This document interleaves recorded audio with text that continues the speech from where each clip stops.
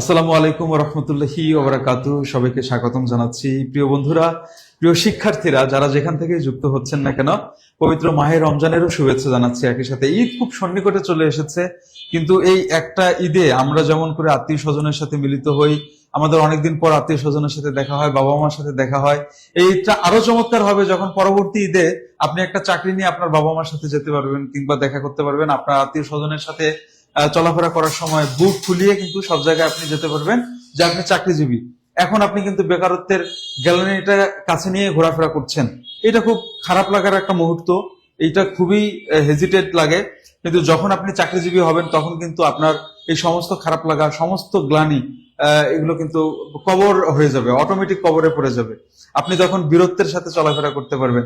নিঃসন্দেহে দেখতে পাচ্ছেন যে বিগত সালের প্রশ্নের আলোকে আমরা আজকে একটা ক্লাস সাজিয়েছি, যেখানে কিনা আরবি প্রভাষক, প্রভাষক তাফসির, প্রভাষক হাদিস এবং সহকারী মৌলভী, ইবতেদায়ী মৌলভী কারি, সহকারী মৌলভী কারি, পাশাপাশি ইসলামিক স্টাডিজ এবং ইসলামিক স্টাডিজ স্কুল পর্যায়ে এবং কলেজ পর্যায়ে, এই সবগুলো নিয়ে আজকে আপনাদের একটা বিগত সালের প্রশ্নের আলোকে, যদিও এবার এমসিকিউ ফরম্যাটে পরীক্ষা হবে, আগে ছিল লিখিত ফরম্যাটে পরীক্ষা, কিন্তু লিখিত ফরম্যাটে হোক বা এমসিকিউ ফরম্যাটে হোক, সিলেবাস তো একটাই, টপিক তো একটাই, তাই না?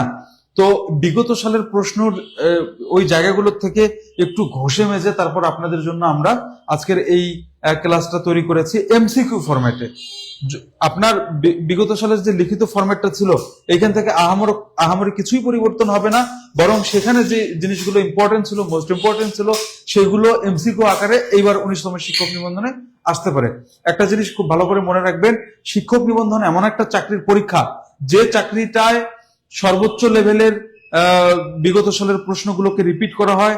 এটা হলো আপনার প্রিলিমিনারি এবং রিটেন। এটা আগে দুভাগে বলা যেত, কিন্তু এবার যেহেতু একসাথে পরীক্ষাটা হচ্ছে, সেক্ষেত্রে আমরা বলতে পারি জেনারেল পার্ট যেটা আছে, বাংলা, ইংরেজি, গণিত এবং সাধারণ জ্ঞান, এখানেও সর্বোচ্চ সংখ্যক প্রশ্ন কিন্তু রিপিট আসবে। এবং আপনার যে সাবজেক্টিভ থাকবে এমসিকিউ ফরম্যাটে যে পরীক্ষাটা হবে, সেখানেও মোটামুটি আপনার রিপিটেশন থাকবে। কারা কোথা থেকে দেখছেন ডেফিনেটলি একটু আমাদেরকে শেয়ারটা কনফার্ম করে দিতে হবে, একটু শেয়ারটা কনফার্ম করে দিবেন। এবং @highlights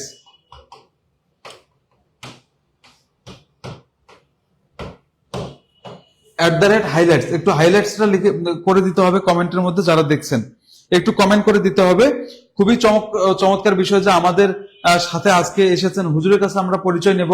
আমি একটু দিয়ে দেই, সেটা হচ্ছে হুজুর জগন্নাথ ইউনিভার্সিটি থেকে ইসলামিক স্টাডিজে পড়াশোনা করেছেন। হুজুরের নাম হচ্ছে নেয়ামতুল্লাহ। আপনারা নিঃসন্দেহে স্ক্রিনে দেখতে পাচ্ছেন। হ্যাঁ, জগন্নাথ ইউনিভার্সিটি থেকে পড়াশোনা করেছেন এবং বর্তমান মানিকগঞ্জ ইসলামিয়া কামিল মাদ্রাসায় কিন্তু আরবি প্রভাষক হিসেবে কর্মরত আছেন। আর আমাদের এখানে তো আছেন, আপনাদের খেদমতে থাকবেন। যারা যারা দেখছেন একটু কমেন্ট করতে হবে, কমেন্টটা একটু শেয়ার করে দিতে হবে। আপনারা শেয়ার করে দিয়ে একটু শেয়ার ডান লিখে দিবেন। আর এখানে দেখুন লিখেছি যে সর্বোচ্চ প্রমাণের নিশ্চয়তা। জি, একটু প্রশ্নগুলোকে সেভাবেই মানে সাজানো হয়েছে। হুজুর খুব কষ্ট করে এই প্রশ্নগুলো সাজিয়ে তারপর আমাদের এখানে কিন্তু আমরা সেভাবে ডেকোরেশন করে নিয়ে এসেছি। লাকসাম কুমিল্লা থেকে আমাদেরকে দেখছেন হারুন রশিদ, আব্দুর রহমান পটুয়াখালী আসসালামু আলাইকুম বলেছেন। ওয়ালাইকুম আসসালাম। আব্দুর রহমান পটুয়াখালী শেয়ার ডান করে দিয়েছেন, আপনারা একটু শেয়ার ডান করে দিবেন। রহমতুল্লাহ হাইলাইটস লিখেছে যে একটু হাইলাইটস এর আগে এই @টা দিতে হবে। এই @টা দিলে তখন হলো আপনার অনেক বন্ধু বান্ধবীও জানবে যে আপনি আজকের এই ক্লাসটা করতেছেন। এটাই চমৎকার বিষয় যে আপনার অনেক বন্ধু বান্ধবী জানবে যে আপনি আজকের এই ক্লাসটা করতেছেন। যদি দেখে যে আপনি প্রিপারেশন নিচ্ছেন, সেও কিন্তু আগ্রহ নিয়ে প্রিপারেশন নিতে চাইবে। যখনই সেও প্রিপারেশন নিতে চাইবে, তখন আপনি তার সাথে গ্রুপ স্টাডি করতে পারবেন। চাকরির জগতে যে একা চলে সে বোকা, অবশ্যই একটু গ্রুপিং করতে হবে। তারপর আপনি যা পড়লেন, উনি যা পড়বে, আপনারা দুজন অনলাইনে মানে অযথা কথা নিয়ে চ্যাটিং না করে একটু একে অপরকে বলবেন যে আমি অমুক জিনিসটা পড়ছি, তুমি কি পড়ছো? যদি পড়ে থাকো তাহলে বলো তো যে মোহাম্মদ নেয়ামতুল্লাহ, এটা তারকিব কি হবে? মোহাম্মদ কি, নেয়ামত কি, উল্লাহ কি, এগুলো হয় না? এগুলো কিন্তু হয়। এমডি ফয়েজ আসসালামু আলাইকুম, কেমন আছেন? অনেক ভালো আছি। এইচএম শামীম বরগুনা পাথরঘাটা থেকে আমাদেরকে দেখছেন, অসংখ্য ধন্যবাদ দেখার জন্য। হারুন রশিদ হাইলাইটস করে দিয়েছে, অসংখ্য ধন্যবাদ। আব্দুল্লাহ ইমরান, সহজে কোনটায় চান্স পাওয়া যাবে? আপনি যদি আরবির বিষয়গুলো বলে থাকেন, এখানে দেখেন কতগুলো পদ আছে। আরবি প্রভাষক, প্রভাষক আল হাদিস, প্রভাষক তাফসির, সহকারী মৌলভী, ইবতেদায়ী মৌলভী, এই যে পদগুলো আছে, এর সাথে সাথে ইবতেদায়ী মৌলভী কারি আছে, তারপর হচ্ছে আপনার ইবতেদায়ী মৌলভী কারি, সহকারী মৌলভী কারিও আছে। তো সর্বোচ্চ সংখ্যক শূন্যপদ থাকে আরবি প্রভাষকে। আরবি প্রভাষকে কেন থাকে? কারণ আপনি আল হাদিস অ্যান্ড ইসলামিক স্টাডিজ, আল কোরআন অ্যান্ড ইসলামিক স্টাডিজ, আর দাওয়া অ্যান্ড ইসলামিক স্টাডিজ, আল ফিকহ অ্যান্ড ইসলামিক স্টাডিজ, সরাসরি ইসলামিক স্টাডিজ, আরবি, আরবি ভাষা ও সাহিত্য আপনি যেটাতেই পড়েন না কেন, অথবা কামিল যদি করেন তাফসিরে, হাদিসে, ফিকহতে, আপনি যে কোনো বিষয়ে কামিল করেন না কেন, আপনি যে আরবি রিলেটেড যে কোনো বিষয়ে স্নাতক ডিগ্রি আপনার থাকুক না কেন, আপনার সবাই কিন্তু এসে এই প্রভাষক আরবিতে, এই যে প্রথমটা প্রভাষক আরবিতে, এতে কিন্তু পরীক্ষা দিতে পারে। সেজন্য সর্বোচ্চ সংখ্যক শূন্যপদ থাকে আরবি প্রভাষকে। যদি এটা শুনতে ভালো লাগে যে এখানে মানে এতগুলো সাবজেক্ট থেকে পড়াশোনা মানে পরীক্ষার্থী এখানে যুক্ত হতে পারবে, এখানে শূন্য পদের সংখ্যাও কিন্তু এবার আনুমানিক থাকতে পারে 600-র মতন। আনুমানিক 600-র মতো কিন্তু শূন্যপদ থাকতে পারে। কারণ 18তম শিক্ষক নিবন্ধনের পর দুটো গণবিজ্ঞপ্তি হয়েছে, একটা হলো ষষ্ঠ, আর একটা বিশেষ গণবিজ্ঞপ্তি সপ্তম হয়েছিল। তারপর কিন্তু শূন্যপদ ওখানে 100 এখনো রয়ে গেছে।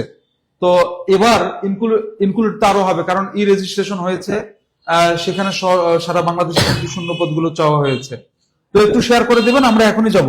সেক্ষেত্রে আমি আপনাকে প্রভাষকের ক্ষেত্রে আরবিটা বলবো। সহকারী শিক্ষক যদি হতে চান তাহলে এটা খুব লোভনীয় একটা পদ, কারণ এখানে 5000 প্লাস শূন্যপদ রয়েছে। 5000 প্লাস শূন্যপদ রয়েছে, তার মানে বুঝতে পেরেছেন বাংলাদেশে অসংখ্য চাকরির পরীক্ষা আছে যেখানে 5000 জন অ্যাপ্লাই করে না। মানে জেলা পর্যায়ে যেগুলো ডিসি অফিসে হয়, কিংবা উপজেলা পর্যায়ে যেগুলো চাকরি হয়, ডিসি অফিসে অনেক 10 থেকে 20তম গ্রেডের আসে। বর্তমান একটা স্বাস্থ্য সহকারী নিয়ে, এটা নিয়ে বিশেষভাবে আপনাদের সাথে ইনশাল্লাহ কথা বলবো। আমাদের সাথে অসংখ্য ভাই বোন যুক্ত হয়ে গেছে, আমরা এখনই ক্লাসে ঢুকবো। যারা যুক্ত হয়েছেন একটু বলে নিচ্ছি যে প্লিজ একটা করে শেয়ার অন্তত পক্ষে দেন। শেয়ার দিয়ে আপনারা এসডি লেখেন, এসডি শেয়ার ডান, এসডি লিখবেন কমেন্টে, একটু এসডি লিখলে আমরা ক্লাসের দিকে ফোকাস করবো, এখনই ক্লাসের দিকে ফোকাস করবো। ইবতেদায়ী মৌলভী কোর্স করতে চাই, ডেফিনেটলি ম্যানেজার সাহেব আমাদের একটু ইবতেদায়ী মৌলভী কোর্স যারা করতে চায় লিখছে, যারা কোর্স করতে চায় একটু তাদেরকে নক করবেন, একটু নক করবেন। হ্যাঁ, ফাজিল দিয়ে সহকারী মৌলভী পারবো কিনা এটা আগে কনফার্ম করেন। ফাজিল দিয়ে সহকারী মৌলভী আমরা গত পরশুদিনের আগদিন পর্যন্ত জানছিলাম যে দেয়া যাবে। গত পরশুদিন এনটিআরসি একটা মানে কি দিয়েছে, একটা হলো আপডেট দিয়েছে। আপডেটটা হলো ওখানে লেখা ছিল যে 3 বছর মেয়াদি স্নাতক, এইটা লেখা ছিল। এখন ফাজিল তো স্নাতক না, ফাজিল তো ডিগ্রি সমমান। আবার সহকারী মৌলভী কারিতে স্পষ্ট ভাবে ফাজিলটা লিখেছে, তার মানে আমরা ধরে নিয়েছি এটা তাদের প্রিন্টিং মিস্টেক না, এটা টাইপিং মিস্টেক হতে পারে।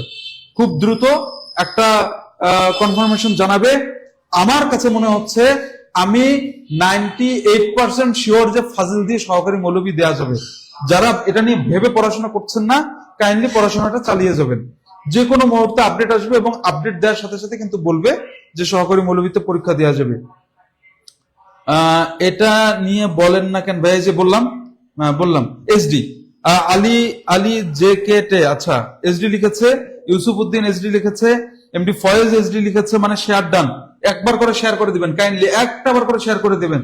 যে শিক্ষা গ্রহণ করে এবং শিক্ষা দান করে, হুজুর এরকম একটা হাদিস আছে না, যে শেখে এবং যে শেখায় সে হচ্ছে সর্বোত্তম ব্যক্তি। এখন এই সর্বোত্তম কাজের একটা অংশীদার আপনিও হয়ে গেলেন, তাই না? তার মানে এটা আপনার জন্য সদকায়ে জারিয়ার মতন একটা সওয়াব হতে পারে। আমি ফতোয়া দিচ্ছি না, হতে পারে। হ্যাঁ, হতে পারে। আমরা তাহলে ক্লাসে চলে যাব। প্রথমত আমি যেটা করব, আমি হুজুরের পরিচয় খুব ছোট্ট করে দিলেও হুজুরের মুখ থেকে পরিচয়টা নেব। হুজুর আজকে ক্লাসটা কিভাবে ডিজাইন করেছে ছোট্ট করে একটু জেনে আমরা ক্লাসে ঢুকে যাবো ইনশাআল্লাহ। হুজুর আসসালামু আলাইকুম ওয়া রাহমাতুল্লাহি ওয়া বারাকাতুহু। সম্মানিত চাকরি প্রার্থী ভাই বোনেরা, আশা করি আপনারা ভালোই আছেন। মাহে রমজানে আপনাদেরকে আজকের ক্লাস থেকে আপনাদেরকে শুভেচ্ছা জানাই এবং দোয়া করি আল্লাহ তাআলা আপনাদের চেষ্টা অনুযায়ী যেন আপনাদেরকে সেই ভালো ফলাফল দান করেন, একটি সুন্দর চাকরি যেন আপনারা পান, সেই দোয়া করি। তো আজকে আমরা যেই ক্লাসটি সাজিয়েছি, আমি তার আগে আমার একটু পরিচয় যেহেতু বলেছেন স্যার, তো আমার পরিচয় হচ্ছে, আমি মোহাম্মদ নিয়ামতুল্লাহ। আমি পড়াশোনা করেছি জগন্নাথ বিশ্ববিদ্যালয় থেকে ইসলামিক স্টাডিজে অনার্স এবং মাস্টার্স, এবং সাথে সাথে আমি সরকারি আলিয়া মাদ্রাসা ঢাকা থেকে আমি কামিল করেছি, এবং বর্তমানে আমি মানিকগঞ্জ ইসলামিয়া কামিল মাদ্রাসার আরবি প্রভাষক হিসেবে কর্মরত আছি। এই হচ্ছে আমার সংক্ষিপ্ত পরিচয়। আরো আমরা একসাথে ক্লাস নিলে, আমরা একসাথে চললে আমরা আরো পরিচয় আমরা জানতে পারবো। তো আজকে আমি যে ক্লাসটি আপনাদেরকে উপহার দিতে যাচ্ছি সেটি হচ্ছে যে এই ক্লাসে থাকলে আপনারা যারা আরবি প্রভাষকে পরীক্ষা দিতে চান অথবা প্রভাষক হাদিস, প্রভাষক তাফসীর, সহকারী মৌলবী, সকলের জন্য অত্যন্ত চমৎকার একটি ক্লাস হবে এবং অত্যন্ত উপকারী। এবং আমি মনে করি এই ক্লাস থেকে আপনি একাধিক প্রশ্ন পাবেন ইনশাল্লাহ। এমসিকিউ ফরম্যাটে কোশ্চেন হলে আপনি এখান থেকে অনেক প্রশ্ন পাবেন। এবং এই ক্লাসটি অত্যন্ত গুরুত্বপূর্ণ। আমরা সরাসরি এখনই আমরা আমাদের ক্লাসে ফিরে যাব। যে আমি আজকের ক্লাসটিতে আমরা আপনাদের এখানে যে নিয়ম আছে যে 20টির অধিক 20+ এমসিকিউ টেস্ট হবে। আমরা সেগুলো নিয়ে আগে আলোচনা করব। যে সূরা বাকারা সকলের সিলেবাসের মধ্যে আছে। আরবি প্রভাষক বলেন, আল হাদিস বলেন, আল কোরআন বলেন, সহকারী মৌলবী বলেন, সকলের সিলেবাসের মধ্যেই এটা থাকবে। বিগত সিলেবাসও ছিল, সামনেও থাকবে।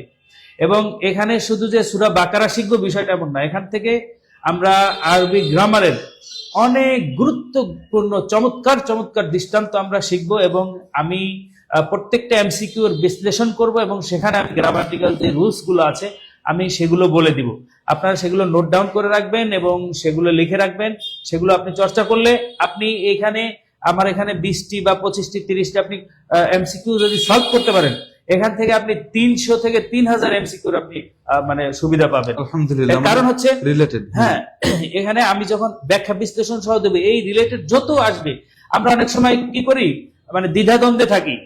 আবার অনেক সময় আমরা চিন্তা করি যে মনের মাথার উপর অনেক চাপ নেই যে এত ব্রড সিলেবাস, এটা আমি কিভাবে শেষ করব। আসলে এই সিলেবাস অনেক বড়, কিন্তু আমি যদি টেকনিক অবলম্বন করে পড়াশোনা করি তাহলে অবশ্যই এই সিলেবাসটা আমার জন্য অত্যন্ত চমৎকার এবং আমার চাকরির জন্য অনেক সহায়ক। সেটাই আমরা আজকে দেখব যে কিভাবে আসলে বড় সিলেবাসকে ছোট করে কিভাবে শেখা যায় এবং কিভাবে পরীক্ষা উপযোগী আমরা প্রস্তুত নেওয়া যায় এবং পরীক্ষায় ভালো করা যায়। আমরা সেদিকে যাব। তো আমরা প্রথমেই আমাদের আজকের আপনাদের জন্য যেই এমসিকিউ প্রশ্নগুলো ক্লাস টেস্ট সাজানো হয়েছে, আমরা সেটার আলোকেই আজকে আমরা আলোচনা করব। জি, আপনাদেরকে লাস্ট বার এখন অনেকজন মানুষ দেখছেন, যেহেতু আমরা ক্লাসে ঢুকে পড়বো, জাস্ট 10টা সেকেন্ড টাইম নিয়ে একটা করে শেয়ার করে দেন। শেয়ার করে দিলে হবে কি, আমরা এই ফ্রি ক্লাসগুলো কেন নিচ্ছি? ফ্রি ক্লাসগুলো নিচ্ছে আমাদের প্রচারণার জন্য। এত কষ্ট করে আপনাদের জন্য আমরা ক্লাস তৈরি করি, এত কষ্ট করে আমরা আপনাদের জন্য একটা ফ্রি ক্লাসের আয়োজন করছি। আপনি দেখেন বাংলাদেশে মাদ্রাসা নিয়ে এত ডেডিকেটেড কি ক্লাস নিচ্ছে, ফ্রি ক্লাস। আপনি তো একটু হলেও উপকৃত হচ্ছেন, তাই না? আমাদের কষ্টের ফলটা আপনাদেরকে দিচ্ছি, বিনিময়ে শুধু চাই যে আমাদেরকে একটু প্রচার করে দিন। আমাদেরকে প্রচার করে দিলে কি লাভ দুটো। প্রথম লাভটা হচ্ছে যে বাংলাদেশে মাদ্রাসা শিক্ষা ব্যবস্থাটাকে এতটাই পিছিয়ে আছে যে এখানে শূন্যপদ পূরণ হয় না কখনো। আমরা চাচ্ছি ব্যক্তিগতভাবে, যারা মাদ্রাসায় আমরা শিক্ষকতা করছি, যারা মাদ্রাসা নিয়ে ভাবছি, যারা আমাদের আলটিমেটলি চিন্তা ভাবনা যে আমরা মাদ্রাসা থেকে উঠে এসে যে হেয়ালিপনার শিকার হয়েছি, আমরা এটা দূরীভূত করতে চাই। তার কারণে আমাদের মাদ্রাসার শূন্য পদগুলো পূরণ করতে হবে। এইটা হলো আমাদের ফার্স্ট ইন্টেনশন। দ্বিতীয় ইন্টেনশনটা হচ্ছে, আপনারা যারা দেখছেন আপনারা কিন্তু কখনোই ক্লাসগুলো পাচ্ছেন না। এই ক্লাসগুলো আপনারা চাইলেও, যারা মাদ্রাসায় অনেকেই হাদিস নিয়ে, তাফসির নিয়ে, ফিকা নিয়ে বা ইসলামিক স্টাডিজ নিয়ে তারা পড়াশোনা করতেছে অনলাইনে, কিন্তু পায় না। তো আপনার শেয়ারের কারণে হবে কি, তাদের একটা গতি হবে। আমাদের একটা ইন্টেনশন হলো আমরা শূন্যপদ পূরণ করে দিই, মাদ্রাসা যাতে শূন্যপদ না থাকে, আর ওই বেকার ভাই বোনদেরকে যারা ক্লাসগুলো চাচ্ছে তাদের জন্য একটু হয়। এই দুটোর সমন্বয়ে আপনারা একটু কাইন্ডলি এটা শেয়ার করে দিবেন। আর শিক্ষক নিবন্ধন পার হলে আমরা তো মুখ ফুটে বলবো না যে ভাইয়া শেয়ার করে দেন, তখন কিন্তু বলবো না। এটাই আমাদের একটা বলার জায়গা। আবু জাফর মোহাম্মদ সালেহ হুজুরের ক্লাস নেওয়ার কথা, আরবি ভাষকের class, definitely, why not. Abu Jafar Mohammad Saleh হুজুর, সাইফুল হুজুর, নিয়ামতুল্লাহ হুজুর, আমি বলেছি না আমাদের একটা ফ্যাকাল্টি, আমাদের নট যে একজনকে নিয়েই আমরা পুরো জিনিসটা সাজাবো। আমাদের ফ্যাকাল্টি, এই ফ্যাকাল্টির মধ্যে দেখবেন যে প্রত্যেকটা মানুষের একটা ইউনিকনেস আছে, প্রত্যেকটা মানুষের একটা হিডেন ট্যালেন্ট আছে। তো সমন্বিত যদি আমরা করি তাহলে এটা হবে ওয়ান অফ দ্য বেস্ট। আমি যদি বলি যে আমি ব্রাজিল থেকে নেব হলো নেইমারকে, আর্জেন্টিনা থেকে নেব মেসিকে, যদি আমি মেক্সিকোতে না উনি মেক্সিকো নাকি ওই যে ক্রিস্টিয়ানো রোনালদো কোন দেশের জানি না, মানে স্পেনের মনে হয় ক্রিস্টিয়ানো রোনালদোকে নিলাম। আমি এইভাবে যদি নিয়ে একটা টিম গঠন করি, একটা দল সাজাই, এই দলের সাথে অবশ্যই। বাংলাদেশের বিশ্বের কোন দেশ পাবে বলেন ফুটবল খেলায়? পাবে না। এরকম আমরা একটা ফ্যাকাল্টি তৈরি করেছি, এই ফ্যাকাল্টির মধ্যে যাদের যাদের ট্যালেন্ট আছে সব ট্যালেন্ট গুলো আমরা একত্রিত করেছি, করে একটা ব্লাস্ট করে দেবো ইরানি মিসাইল। আমরা তাহলে ক্লাসের দিকে যাচ্ছি না? ঠিক আছে। তো আমিও স্যারের সাথে একটু মিলিয়ে নিচ্ছি যে জি, জি। আমরা আসলে এখান থেকে যে আমরা উপকৃত হচ্ছি এটা আপনাদের জন্য অত্যন্ত উপকারী। তো এই উপকারটা যদি আমি অন্যর কাছে পৌঁছে দেই তাহলে কিন্তু এই মাহে রমজানে আপনারা অনেক সওয়াব পাবেন। আল্লাহ তাআলা বলছেন তাআওয়ানু আলাল বিররি ওয়াত তাকওয়া, যে মানুষকে ভালো কাজে পরস্পরকে সহযোগিতা করা। আমি অনেক, আপনারা শুনলে অবাক হবেন যে আমি একটা মসজিদে জুমা পড়াই, তো সেই মসজিদের মুয়াজ্জিন সেও কামিল পাস। তো আমি তাকে বললাম যে আপনি কি এনটিআরসি চাকরির জন্য আপনি কি কোনো চেষ্টা করতেছেন? তো উনি বললেন যে এনটিআরসি তে তো জেনারেল ঘুরে ঘুরে পাওয়া যায়, কিন্তু আরবি বিষয়ে আমি নির্ভরযোগ্য কোনো প্রতিষ্ঠান পাচ্ছি না। তো তখন আমি এই টিউটোরিয়ালের কথা বললাম যে আপনি ফেসবুকে যুক্ত হবেন। আজকে যুক্ত হয়েছে কিনা আমি জানি না, ওনাকে হয়তো অ্যাড করে নিব আমরা।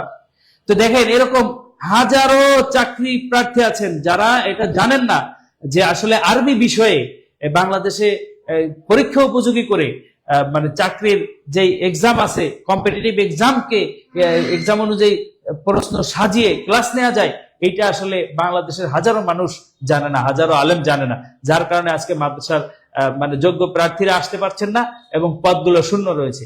এজন্য আমার একটা শেয়ারের কারণে যদি আমার একজন ভাই উপকৃত হয় তাহলে এই ওসিলায় আল্লাহ তাআলা আমাকে একটা চাকরি দিয়ে দিতে পারে।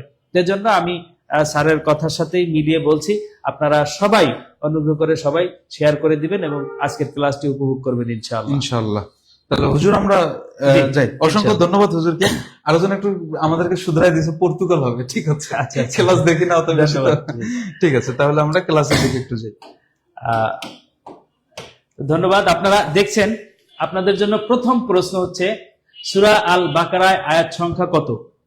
তো দেখেন এটা হচ্ছে প্রাথমিক লেভেলের একটা কোশ্চেন। এই ধরনের কোশ্চেন ইসলামিক স্টাডিজ সহকারী শিক্ষক, সহকারী মৌলবী এবং জুনিয়র মৌলবী তাদের জন্য এই ধরনের কোশ্চেন থাকতে পারে। তো এখানে দেখেন ক নম্বর অপশনে আছে 185, খ নম্বরে আছে 285 এবং গ নম্বরে আছে 286 এবং ঘ নম্বরে আছে 288। আমরা আপনাদের কাছ থেকেই আনসারটা চাবো যে আপনারা এটার আনসারটা দিবেন। আমরা সহজ দিয়ে শুরু করছি, এর কারণ হলো যে আমরা প্রথমেই আশা দেখতে হবে আমাদের। আল্লাহ তাআলা আমাদেরকে বলছেন যে তোমরা আশা দেখো, হতাশ হয়েও না। এর জন্য আমরা একটি সহজ প্রশ্ন দিয়ে, এই ধরনের প্রশ্ন হয়ে থাকে, এই ধরনের প্রশ্ন আসে। আমরা যখন বিসিএস দিয়েছি, বিসিএস এর আপনারা দেখছেন যে বিসিএস কোশ্চেন এবং আপনারা এই যে নন ক্যাডার ইসলামিক স্টাডিজ এর কোশ্চেনে কিন্তু এই ধরনের কোশ্চেন এসেছে। তো এই জন্য আমি প্রথমেই আপনাদের জন্য একটি চমৎকার কোশ্চেন রেখেছি। আমরা আশা করব এখানে আনসার চলে আসছে। মাশাআল্লাহ, অনেকেই লিখছেন 286টি। আসলেই মানে আমাদের কারেক্ট আনসার এটাই।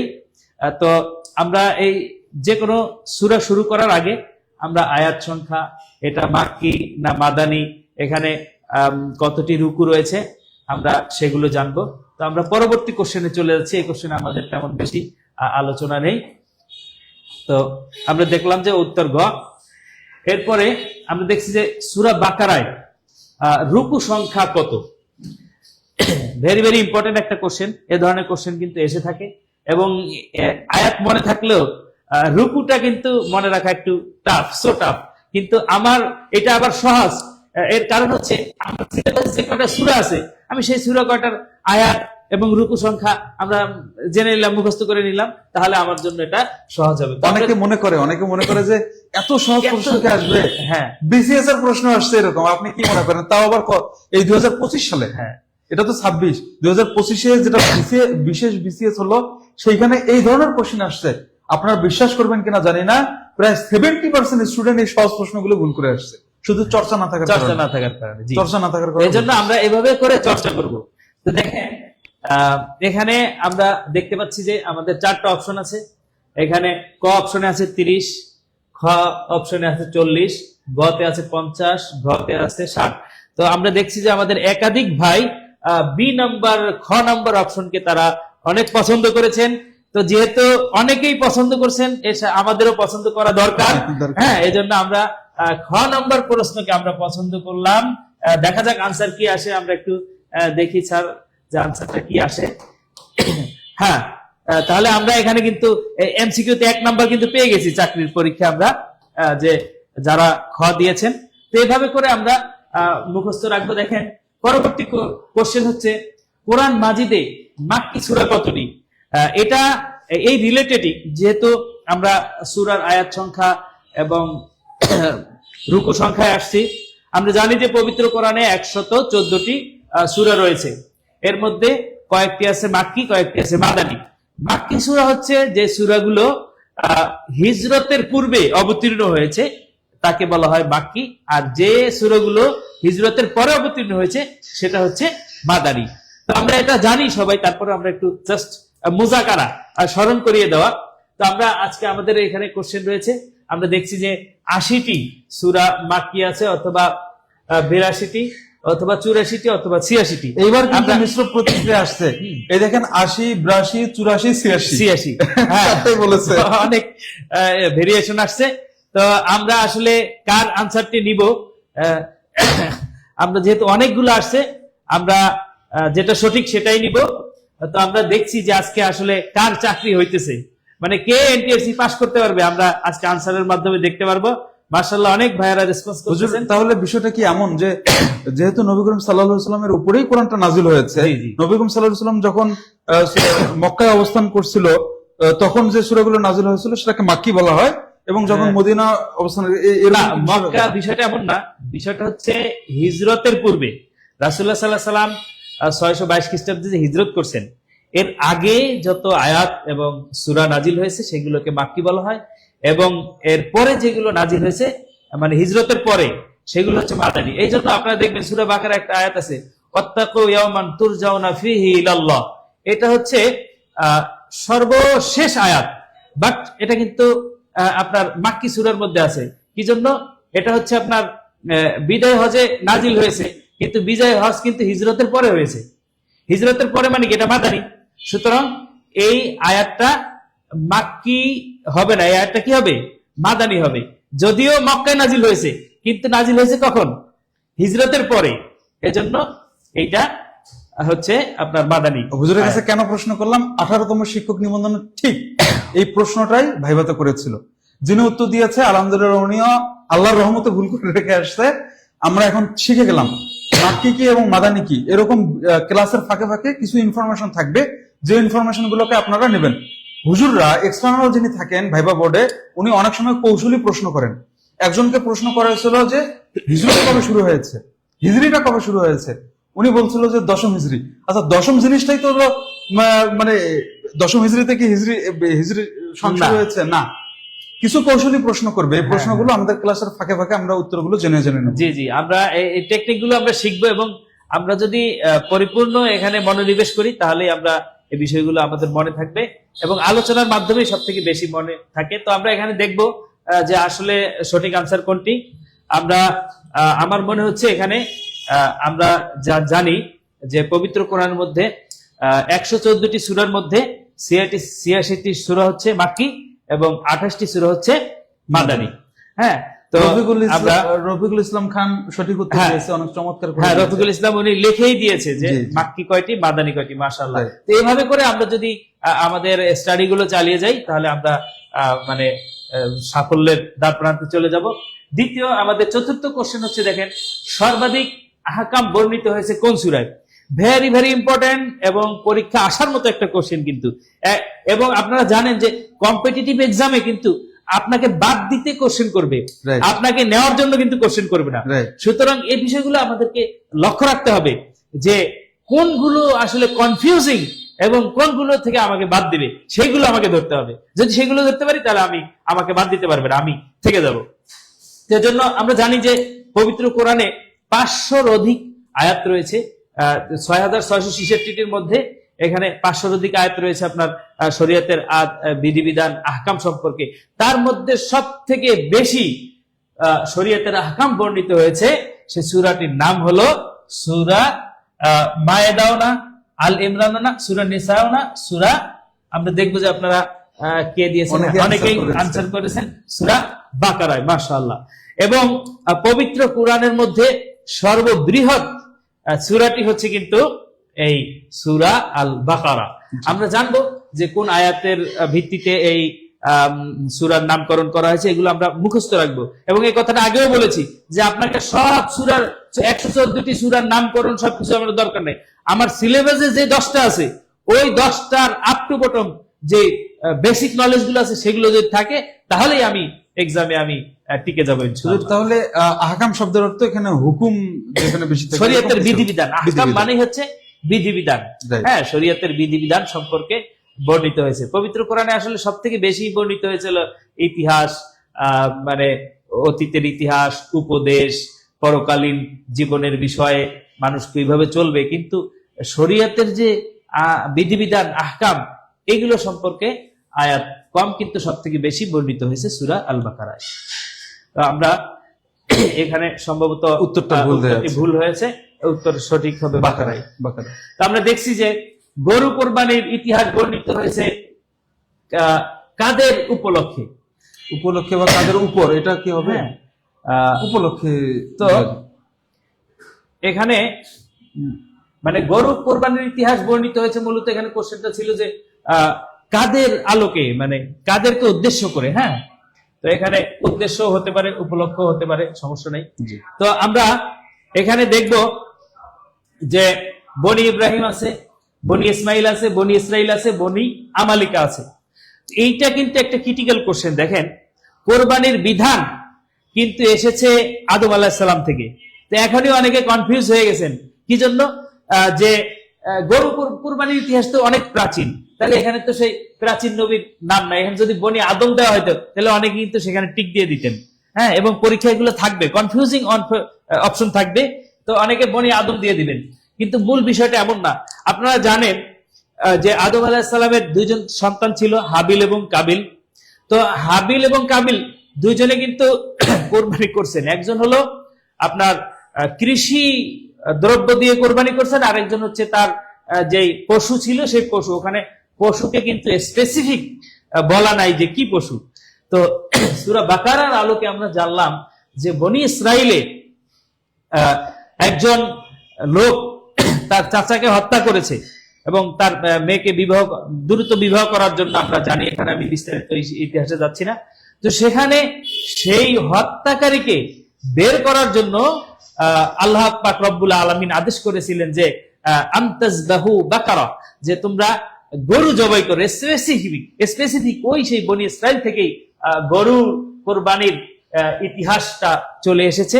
তো আমরা এখান থেকে মনে রাখবো যে এবং সূরা বাকারার মধ্যে সব থেকে বেশি বর্ণিত হয়েছে এই বনি ইসরাইল নিয়ে। তো এখানে আমি আশা করি আমাদের উত্তরটি হবে বনি ইসরাইল। আমাদের অনেক ভাই দিয়ে দিয়েছেন গ নাম্বার, আমরা একটু উত্তরটা মিলিয়ে নেই। উত্তরও গ দেখা যাচ্ছে। তো এভাবে করে এখানে এই যে প্রশ্নটা আপনারা দেখতে পাচ্ছেন, এই প্রশ্নটা কিন্তু একটু কনফিউজিং, এবং পরীক্ষায় কিন্তু আপনারা জানেন যে যে কোনো পরীক্ষায় আপনার 10টা প্রশ্ন আসবে একদম পানির মতো। এটা যে কেউ পারবে, এবং তারা মনে করবে, আপনি বিসিএস এও দেখছেন যে 200টা প্রশ্নের ভিতরে 10 থেকে 15টা থাকে একদম পানির মতো। এই যারা পড়াশোনা করে না ওরা যায় ওই 15টা কোশ্চেন দেখে, হায় হায় এত সহজ, একটু পড়লেই বিসিএস নিশ্চিত। হ্যাঁ, তো আপনার এনটিএসসি তো এরকম 5 থেকে 7টা কোশ্চেন থাকবে, খুবই ইজি। মনে হবে যারা পড়ে নাই ওরা হবে যে আরে এনটিএসসি চাকরি তো ইজি, পানির মতো, একটু পড়লে হয়ে যেত, একটু পড়ে নাই। কিন্তু যারা পড়ছে, যারা ভালো করে পড়বে, তারাই এইসব কনফিউজিং প্রশ্নের উত্তর করতে পারবে এবং তারাই সফল হবে। আশা করি আপনারা এভাবে করে এই সূরাটাকে স্টাডি করবেন ইনশাআল্লাহ। আবার এই বর্তমানে ইসরায়েলের সাথে এটাকে মিলাইয়েন না। হ্যাঁ, ইসরায়েলের সাথে মিলাই দেয়। তবে এইটা কিন্তু একটা বিষয় যে ইস্যুটা নিয়ে বেশি আলোচনা হয় ওই ইস্যুর কোশ্চেন হয় বেশি। আপনি বনি ইসরায়েল নিয়ে এখানে কয়েকটা আরো কোশ্চেন আছে, আপনারা পাবেন। যেহেতু এখন বর্তমান বিশ্বে ইসরায়েল নিয়ে, অর্থাৎ ইহুদিদের নিয়ে আলোচনা, এবং ইসরায়েল বংশটা কিন্তু সেখান থেকেই এসেছে, তারই একটা অংশ। হ্যাঁ, বনি ইসরায়েলেরই একটা অংশ।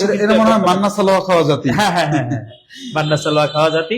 তো আমরা আরো কথা হবে এই বিষয়ে, আমরা পরবর্তী কোশ্চেনে। তবে একটা বিষয় হুজুরের সাথে তাল রেখেই বলতেছি, প্রাইমারি পরীক্ষা যেদিন হয় তার আগের দিন মারিয়া করিনা মাচাদো, আপনারা নামটা জানেন যে উনি নোবেল পেয়েছেন এবার, হ্যাঁ।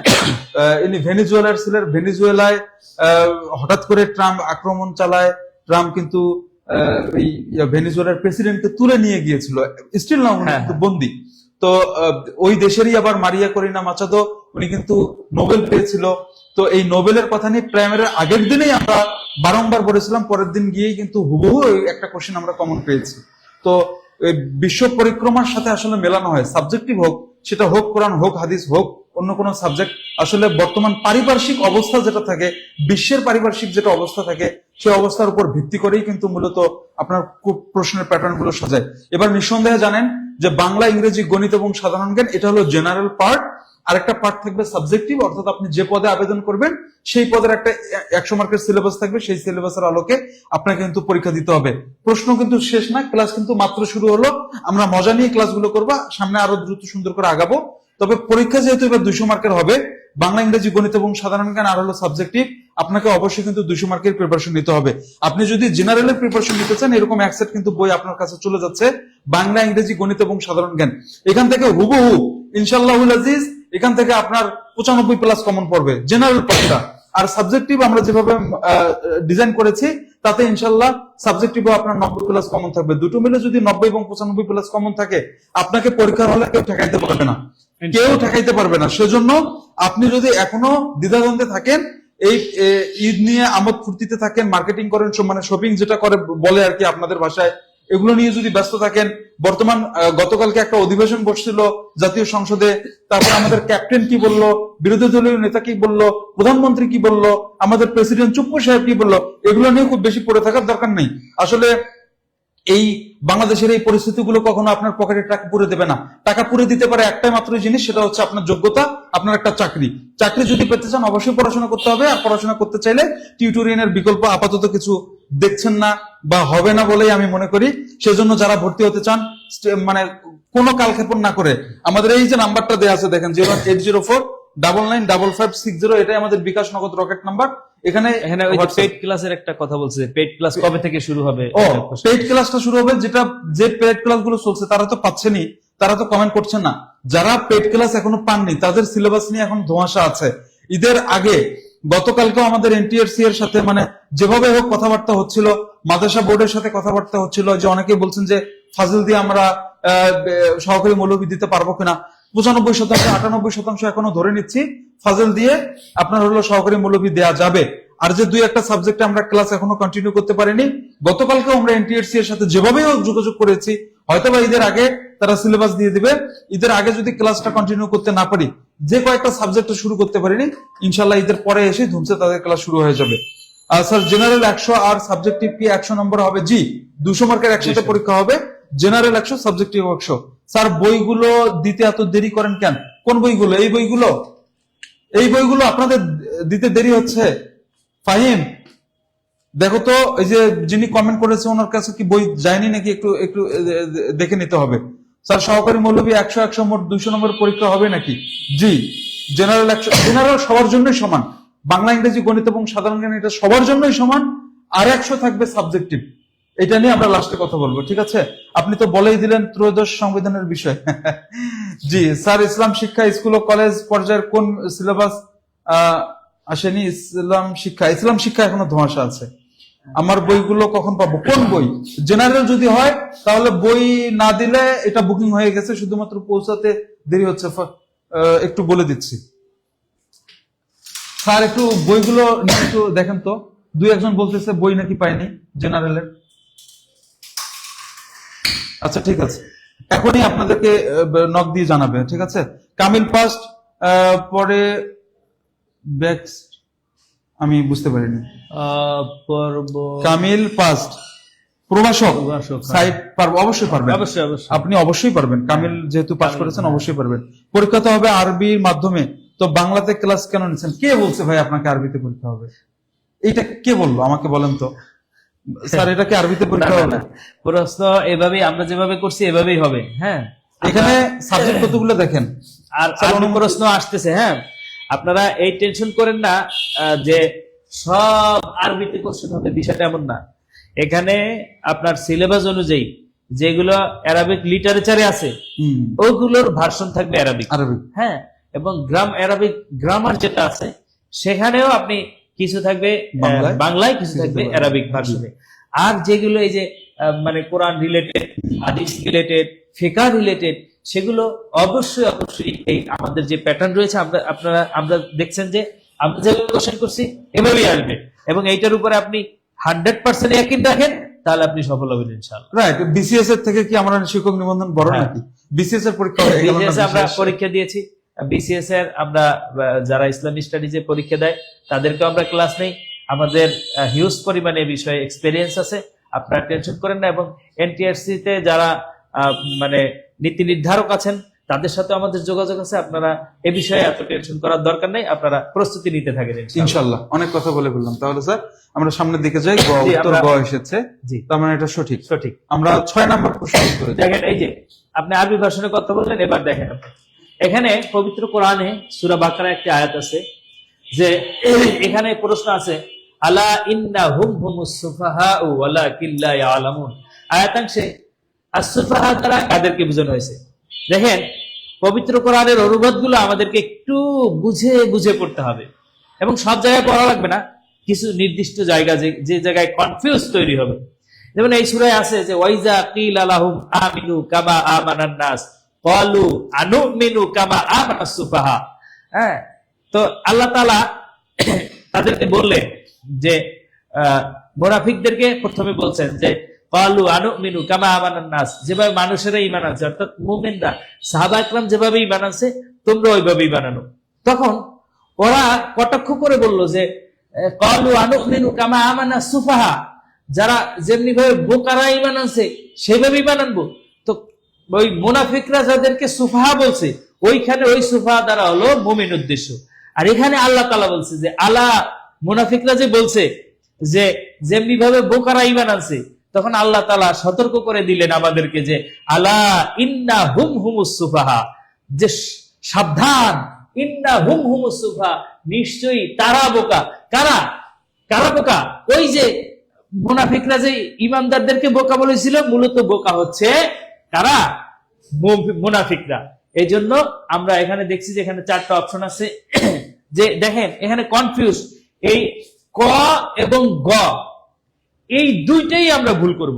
যাদের এই সূরা এই আয়াত সম্পর্কে নলেজ আছে তারা আমরা অনেকে কও দিতে পারি, কারণ এই মুমিনও দিতে পারি, আবার কারণ মুনাফিকরা এক সুফাহা দ্বারা মুমিনদের মিন করছে, আর আল্লাহ তাআলা যে সুফাহা বলছে ওই সুফাহা দ্বারা কিন্তু মুনাফিক মিন করছে। তো এখন আমি যদি এই আগে পরে একটু না তাকাই, প্রশ্ন দেখেই একেবারে ইজি বা মানে 100% কনফিডেন্স সহকারে আমি যদি অনেক সময় দাগাই দেই যে ক নাম্বার, তাহলে কিন্তু আমার এই এমসিকিউর সিস্টেম হচ্ছে আমি ভরার যদি একবার পূরণ করে ফেলি, হাজারো কান্না করলেও কিন্তু আর ওই নাম্বারটা পাচ্ছেন না। ওই এক তো খাইছেনই, সাথে আরো একটা প্রশ্নের অর্ধেক নাম্বার আপনি খেয়ে ফেলছেন। এজন্য খুবই সাবধানতার সাথে, সতর্কতার সাথে আপনি আনসার গুলো করবেন। এবং এভাবে এই যে দেখেন, এটা একটা নমুনা, হুবহু এই কোশ্চেনটা আসবে বিষয়টা এমন না, আবার হুবহু আসতেও পারে, কিন্তু বিষয়টা হচ্ছে কি আপনাকে এইভাবে করে স্টাডি করতে হবে। আমরা আপনাদেরকে কিন্তু সেই রাস্তাটাই দেখাবো যে রাস্তায় আপনি সাকসেস হতে পারবেন। এবং আমি 100% আশাবাদী যে আপনারা যদি আমাদের সাথে থাকেন, ইনশাআল্লাহ যারা যারা থাকবেন তারাই আগামী পরীক্ষায় সফল হবেন, এবং তাদের জন্যই চাকরি অপেক্ষা করছে ইনশাআল্লাহ। তাহলে আমরা দেখব যে এখানে আসলে উত্তরটা কোনটা। আমরা যেহেতু টোটালটাই বললাম, তো এখানে আমরা দেখছি যে যেহেতু আল্লাহ সতর্ক করছেন, আল্লাহ বলছেন, তো আল্লাহ হলো এই সুফাহা। সুফাহা মানে হলো বোকা, সুফাহা মানে বোকা, এটা হচ্ছে জমা। হ্যাঁ, সাফিহুনের জমা হচ্ছে সুফাহা, এটাও আমাদের একটু জানা দরকার। এরপর দেখেন লা ইয়ালামুন, এই এরকম আসতে পারে যে লা ইয়ালামুন কোন সিগা? হ্যাঁ, লা ইয়ালামুন সিগা কি, বা এটার বহস কি, বা এর জিন্স কি, এ ধরনের কোশ্চেন কিন্তু সহকারী মৌলবীতেও থাকবে, আবার জুনিয়র মৌলবীতেও থাকবে। প্রভাষক লেভেলে হয়তো তাহকিকের এই ছোটখাটো কোশ্চেন নাও থাকতে পারে, তারপর থাকতে পারে। সুতরাং হ্যাঁ, যেহেতু আরবি প্রভাষকে থাকতে পারে, এজন্য মানে খুবই গুরুত্ব দিয়ে আমরা এগুলো এভাবে, যদি আমি প্রত্যেকটা শব্দ প্রত্যেকটা আয়াত নিয়ে যদি আমি এভাবে যাচাই করে করে সুন্দর করে গ্রামাটিক্যাল রুলস অনুযায়ী পড়ি, তাহলে একদিকে আমার এই সূরার নলেজ হয়ে গেল, আরেক দিকে কিন্তু আমার গ্রামার একদম সুন্দর করে আমার আয়ত্তে চলে আসলো। তো আমরা এটার আনসারটা একটু দেখে নেই। এর আনসার আমরা একটু দেখি যে জি আনসার হচ্ছে কি গ। তো আমরা যারা এখানে গ দিয়েছেন অনেকে, আমাদের ভাই হচ্ছে কি আফজাল হোসেন, আফজাল হোসেন ভাই গ দিয়েছেন। উনি কিন্তু আপনি কিন্তু মোটামুটি অনেকেই দেখলাম যে গলে, হ্যাঁ অনেকেই গ লিখেছে, তার মানে আপনারা আলোচনা থেকে বুঝেছেন ইনশাআল্লাহ। তো ঠিক আছে, আমরা পরবর্তী কোশ্চেনে চলে যাচ্ছি। পরবর্তী কোশ্চেন দেখেন যে বাকারাতুন শব্দের বহুবচন কি। হ্যাঁ, এখানে আমি একটু আপনাদেরকে একটু টেস্ট করব, আপনারা অবশ্যই এই আনসারটা দিবেন যে বাকারাতুন শব্দের বহুবচন কি। দেখেন এখানে ক নম্বরে আছে বাকারাউন, খ নম্বরে আছে বাকারাতুন, হ্যাঁ, গ নম্বরে আছে বাকারুনা, হ্যাঁ, এরপরে আছে বাকারাতুন। এখন এখানে আসলে মূলত সঠিক আনসারটা কি হবে, আমরা একটু আপনাদের দিকে আমরা একটু দেখছি যে কে পারবেন এটা। এইগুলো কিন্তু একদিক থেকে সহজ মনে হয়, আরেক দিক থেকে কিন্তু কনফিউজিং। এবং যেহেতু একটা সূরার নাম আছে সূরা বাকারা, তার মানে এই শব্দটা যে কত ইম্পর্টেন্ট আপনি কল্পনাও করতে পারবেন না। দেখা গেছে কোন পরীক্ষা চলে এসেছে, আপনি তখন মানে অবাক হয়ে যাবেন যে এইটা তো আমি অমুক এসে দেখছিলাম লাইভ ক্লাসে, আরে ওই সময় যদি একটু খেয়াল করতাম তাহলে আজকে এই আনসারটা পারতাম। তো এই জন্য আমাদেরকে কিন্তু এই বিষয়গুলো খেয়াল করতে হবে। তো আমরা দেখছি অনেকেই দিচ্ছেন খ নাম দিচ্ছেন, তো মাশাআল্লাহ। তো আমরা এখানে দেখছি যে বাকারাতুন অনেকেই খ দিচ্ছেন এবং সঠিক আনসার খই হবে। এটা হচ্ছে, আমরা এর সাথে সাথে এখানে আমরা জেনে নিব যে এই বাকারাতুন এইটা আসলে কোন প্রকার জমা। হ্যাঁ, এটা কিন্তু একটা ভেরি ইম্পর্টেন্ট, যে আপনার এই প্যাটার্নেই যে আসবে এমন না, আসতে পারে যে বাকারাতুন এটা কোন প্রকার জমা। এবং এই ধরনের কোশ্চেন হলো খুবই গুরুত্বপূর্ণ। তাহলে আমরা জানি যে জমা যেই শব্দের বা যেই বহুবচনের শেষে আলিফ এবং তা থাকে, লম্বা তা থাকে, ওইটাকে বলা হয় জমা মুয়ান্নাস সালেম। এভাবে অপশন থাকতে পারে যে জমা মুয়ান্নাস, হ্যাঁ, আবার থাকতে পারে আরেকটা থাকতে পারে যে জমা মুয়ান্নাস সালেম, হ্যাঁ, এভাবে থাকতে পারে। আবার থাকতে পারে যে জমায়ে কিল্লাত, হ্যাঁ, জমায়ে কাসরাত বা জমায়ে মুকাসসার, এরকম থাকতে পারে। এরকম থাকতে পারে যে জমা মুয়ান্নাস মুকাসসার, হ্যাঁ, জমা মুকাসসার মুয়ান্নাস, এরকমও থাকতে পারে। ঠিক আছে, তো এইভাবে থাকলে আমি আসলে কোন আনসারটা নিব। তো আমার যদি জানা থাকে যে যেই সমস্ত জমার শেষে আলিফ এবং তা থাকে, ওই জমাগুলোকে বলা হয় কি জমা মুয়ান্নাস সালেম। এবং আমরা এটা মনে রাখবো যে জমা মুয়ান্নাস সালেমটা হচ্ছে যে আমরা সবসময় মনে রাখবো একটা উদাহরণ, যে মুসলিমাতুন, হ্যাঁ, মুসলিমাতুন। এখানে দেখেন মুসলিমাতুনের শেষে কিন্তু আলিফ এবং লম্বা তা আছে। এই ওজনে যদি আসে, তো এই ওজনে বাকারাতুন, এই ওজনে এটা জমা মুয়ান্নাস সালেম হয়েছে। তো যারা খ নাম্বার উত্তর দিয়েছেন, আমরা সবার উত্তরটা নিলাম এবং সবাই কিন্তু এই প্রশ্নের 1 নাম্বার পেয়ে গেছেন ইনশাআল্লাহ। তো আমরা পরবর্তী কোশ্চেনে চলে যাব যে বাকারা শব্দটি সূরা বাকারার কত নং আয়াতে উল্লেখ আছে। দেখেন, ভেরি ভেরি ইম্পর্টেন্ট। এবং এইটা কিন্তু মানে মুখস্থের একটা বিষয়। দেখেন, অনেক কোশ্চেন থাকবে আপনার মেমোরাইজ বেসড, আর কিছু থাকবে আপনার প্রয়োগ করা। আপনারা দেখছেন যে সৃজনশীল প্রশ্ন এমসিকিউ যখন হয়, কিছু থাকে একদম আপনার মানে জ্ঞানমূলক। এটা কিন্তু সেই জ্ঞানমূলকের একটাই, যে এখানে মেমোরাইজ ছাড়া আসলে এখানে কোনো টেকনিক নাই। তো কিছু কিছু বিষয় আমাকে মেমোরাইজ করতে হবে। আগেই বলছি যে আমার নির্দিষ্ট কিছু সূরা আছে সিলেবাসে, ওই সিলেবাসের এই বেসিক নলেজ গুলো আমাদেরকে লক্ষ্য রাখতে হবে। যে এই সূরা, যেমন সূরা নিসাটা আসলে কোন আয়াতের উপরে লক্ষ্য করে আসছে, বা আমার সিলেবাসে আছে সূরা হুজরাত, এই হুজরাতটা কোন আয়াতের উপর বেস করে সূরা হুজরাত হয়েছে, এগুলো আমাকে মুখস্থ রাখতে হবে। হ্যাঁ, তো আমরা দেখি এখানে ক নম্বরে আছে হলো 64, 65, 66, 67। আমরা এখন দেখি একটু যদি আমরা উত্তরগুলো নেই, যেমন হাফিজুর রহমান বলছে 67, 67, এমজে আলামিন হুসাইন বলছে আলামিন হোসেন, 67। হ্যাঁ। আরো যারা কমেন্ট করতে চাচ্ছেন, নাজমুল আয়াতটি হচ্ছে ইসলাম ইন্নাল্লাহা ইয়া'মুরুকুম আন তাযবাহু বাকারা, যে আল্লাহ রাব্বুল আলামিন আদেশ করছেন কি আন তাযবাহু বাকারা, যে গাভীকে জবাই করতে। ওই যে মানে এই সূরা থেকে এবং এই সেই বনি ইসরাইল থেকে কিন্তু গরু কুরবানির যেই সুন্নাতটি চলে এসেছে। তো আমরা অনেকেই 67 জান্নাতের প্রত্যাশী 8 ঘ মানে হ্যাঁ 67। তারপর এম এ 67 ফয়েজ আহমেদ বাকারাতুন, হ্যাঁ মাওলানা মাহদি হাসান উনি লিখেছে ঘ মানে 67 লিখেছে। মোটামুটি সবাই ম্যাক্সিমাম 67 লিখেছে। তার মানে আমরা বুঝতে পারতেছি যে আমাদের এখানে কিন্তু আসলে অনেক ট্যালেন্ট আমাদের চাকরি প্রত্যাশী ভাইয়েরা রয়েছেন, এবং আপনারা, আমি আশাবাদী আপনারা অনেক ভালো করবেন, কারণ আমরা দেখছি যে আমাদের প্রায় কোশ্চেনের আনসার কিন্তু আপনারা দিতে পারছেন। এটা কিন্তু খুবই একটা চমৎকার একটা বিষয় যে আপনারা আনসার গুলো দিতে পারছেন, এবং আমি মনে করি আপনাদের এই বিষয়ে অনেক হিউজ পরিমাণ নলেজ আছে। আমরা এটা আলোচনার মাধ্যমে আমাদের নলেজটাকে আরো আমরা এটাকে সমৃদ্ধি করব, এবং সমৃদ্ধি করে আমরা সমৃদ্ধির পথে চলে যাবো ইনশাল্লাহ। আমরা পরবর্তী কোশ্চেনে চলে যাচ্ছি, যে এখানে দেখেন পবিত্র কোরআনের একটা আয়াত, যে ফাসাদাহুমুল্লাহু মারাদা, আয়াতাংশে হুম কোন প্রকারের জমি। দেখেন এই ধরনের কোশ্চেন কিন্তু আমাদের অনেক থাকবে। হুবহু এই আয়াতটা দিয়ে থাকবে এমন না, হুবহু সূরা বাকারা দিয়ে থাকবে এমন না, সূরা হুজুরাত দিয়েও থাকতে পারে, সূরা নিসা দিয়েও থাকতে পারে। এরপরে আপনার আমাদের সিলেবাসে অন্যান্য সূরাগুলো আছে, সূরা ফাতিহার ভিতরেও থাকতে পারে। তো জমিরের বিষয়, জমির একটি আপনার আরবি ব্যাকরণে একটি বেসিক নলেজ। তো এই জমিরের বিষয়ে আমাদের কার কতটুকু নলেজ আছে আমরা এখন দেখব। যেখানে হুম ফাযাদাহুমুল্লাহু মারাদা, এই হুম কোন প্রকারের জমির? এখানে আছে জমিরে মারফুয়ে মুত্তাসিল, জমিরে মারফুয়ে মুনফাসিল, জমিরে মানসুবে মুত্তাসিল, জমিরে মাজরুরে মুত্তাসিল। আমরা জানি যে জমির প্রথমত দুই প্রকার, একটা হলো মুত্তাসিল আর একটা মুনফাসিল। মুনফাসিল হচ্ছে 3 প্রকার, 2 প্রকার, আর মুত্তাসিল হচ্ছে 3 প্রকার। মোট জমিরকে আমরা 5 ভাগ বলে থাকি। এসি কি বন্ধ করে দেবো? থাকুক, সমস্যা না। তো মাজরুরের মারফুয়ের হলো 2টা, মুত্তাসিল মুনফাসিল।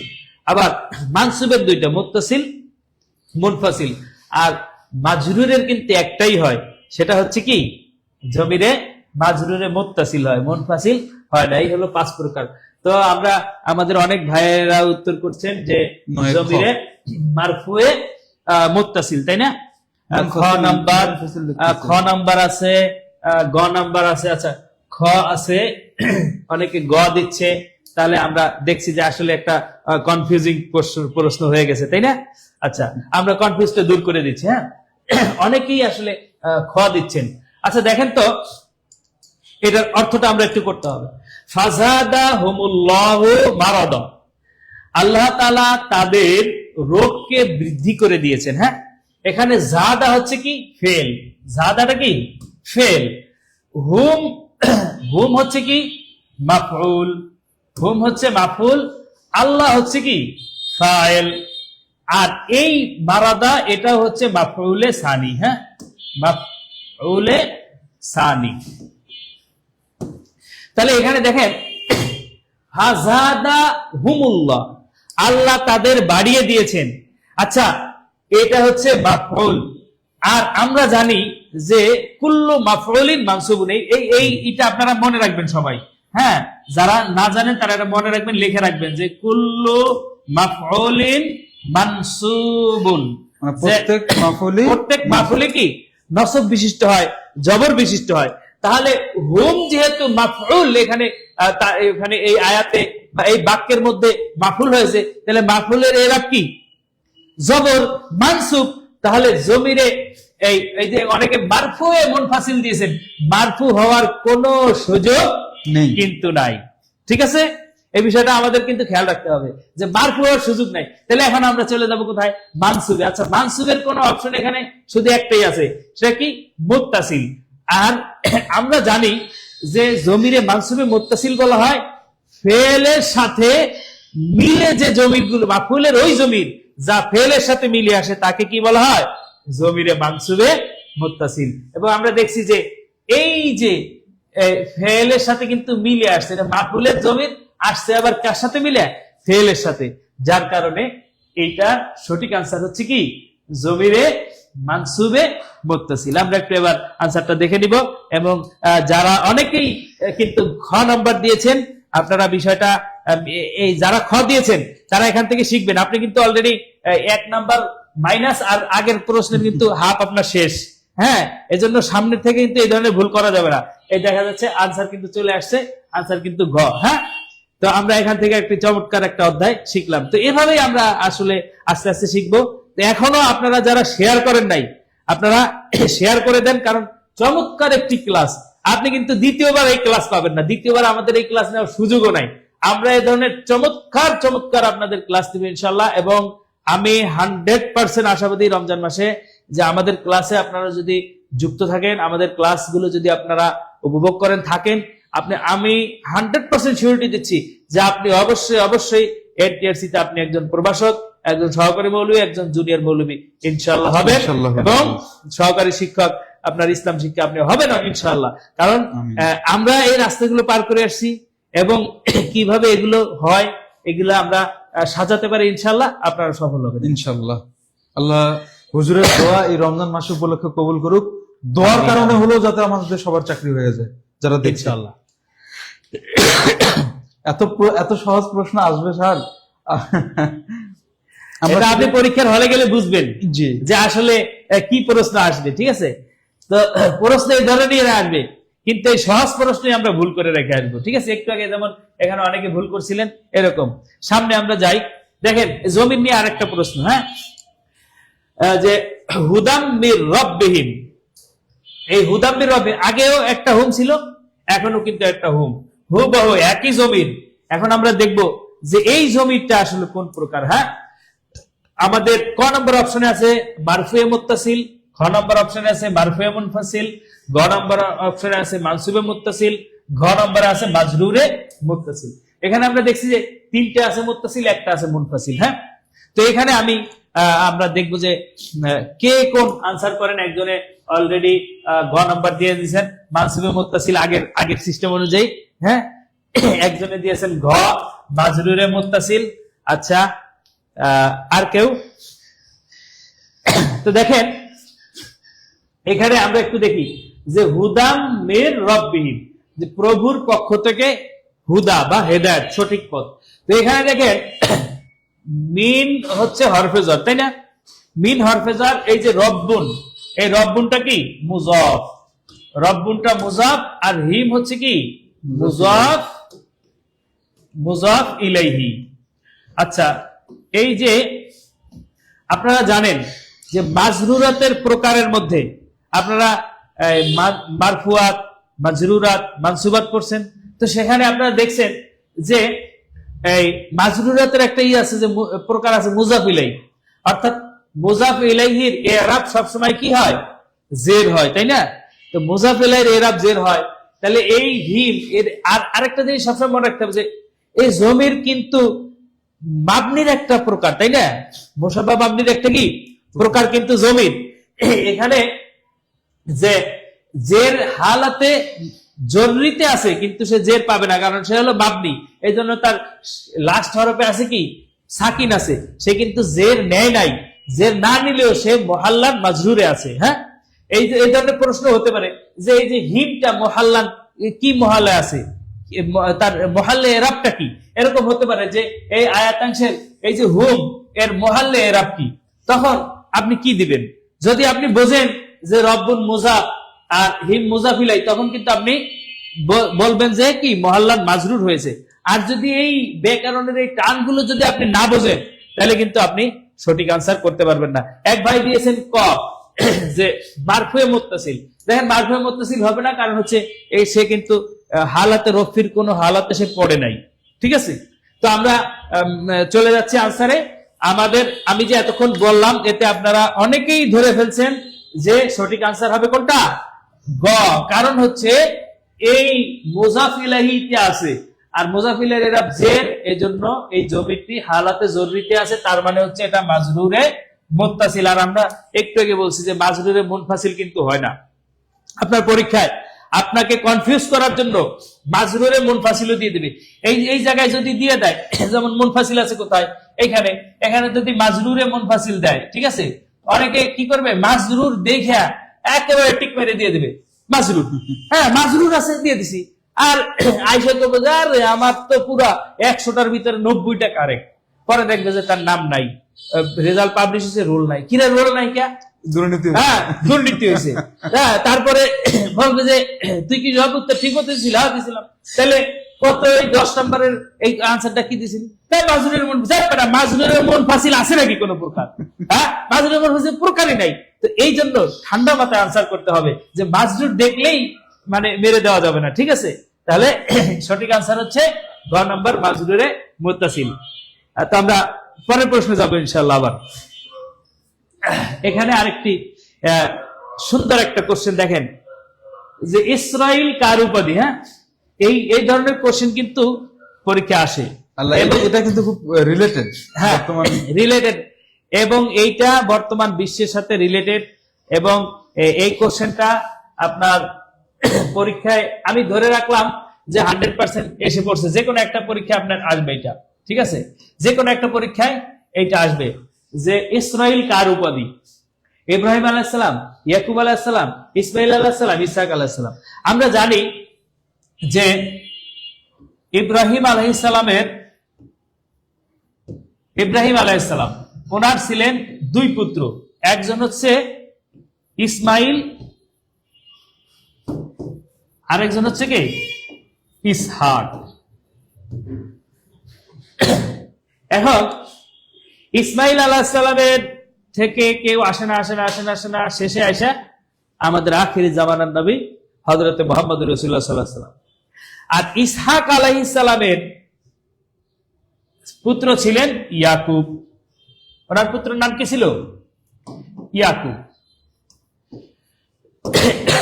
আলাইহিস সালাম। ইয়াকুব আলাইহিস সালামের পরে ইয়াকুব আলাইহিস সালামের আবার 12 জন পুত্র ছিলেন। সেখান থেকে হযরতে ইউসুফ আলাইহিস সালাম কি হয়েছেন? নবী হয়েছেন।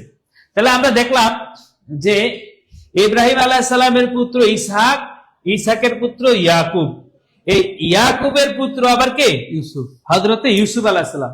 তাহলে এই বনি ইসরাইল, মানে এই ইসরাইল, এইটা মূলত শুরু হয়েছে হলো, এখন আপনারা বলেন যে আমি যেই তথ্য দিয়েছি যে ইব্রাহিম আলাইহিস সালাম, ইসমাইল আলাইহিস সালাম, ইসহাক আলাইহিস সালাম, ইয়াকুব আলাইহিস সালাম, এরপরে হচ্ছে আপনার ইয়াকুব আলাইহিস সালামের পরে হচ্ছে ইউসুফ আলাইহিস সালাম, এরপরে এই জাতিকে ধরার জন্য মুসা আলাইহিস সালামকে আল্লাহ তাআলা পাঠিয়েছেন। এবং আপনারা ইতিহাস করবেন যে মুসা আলাইহিস সালাম এই যে ইসহাক আলাইহিস সালামের সাথে মানে আপনার ইউসুফ আলাইহিস সালামের সাথে কিভাবে মিশছে, এটা আপনারা যদি একটু পড়বেন, পড়াশোনা করলে আপনারা পারবেন। তো আমি চাই এই এখন এই যে আমি বলে দিলাম, কুলু বলে দিলাম, এখান থেকে আনসার আমরা চাই। এক ভাই লিখেছেন ইয়াকুব আলাইহিস সালাম, মোহাম্মদ হালিম বলেছেন ক ইব্রাহিম আলাইহিস সালাম। এরপরে আমাদের কি আছে? রাবিয়া আক্তার, উনি লিখছেন গ মানে সি, ইয়াকুব আলাইহিস সালাম। এরপরে আমাদের আসলাম মিয়া, উনিও গ লিখেছেন। তো আমরা এখন কনক্লুশনে যাই যে ইসরাইল আলাইহিস সালাম, ইসরাইল মানে কার উপাধি? ইসরাইল হচ্ছে ইয়াকুব আলাইহিস সালামের উপাধি।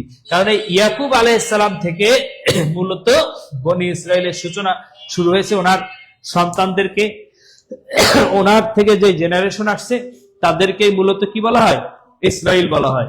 এবং সেইখান থেকে আস্তে আস্তে আস্তে আস্তে এই যে মুসা আলাইহিস সালামের জামানায় কিন্তু বনি ইসরাইলদেরকে 11টা ভাগে ভাগ করা হয়েছে। আপনারা জানেন, সূরা বাকারা তেলাওয়াত করলে আপনারা পাবেন যে তারা চলতে তাদের পানি পিপাসা লাগছে।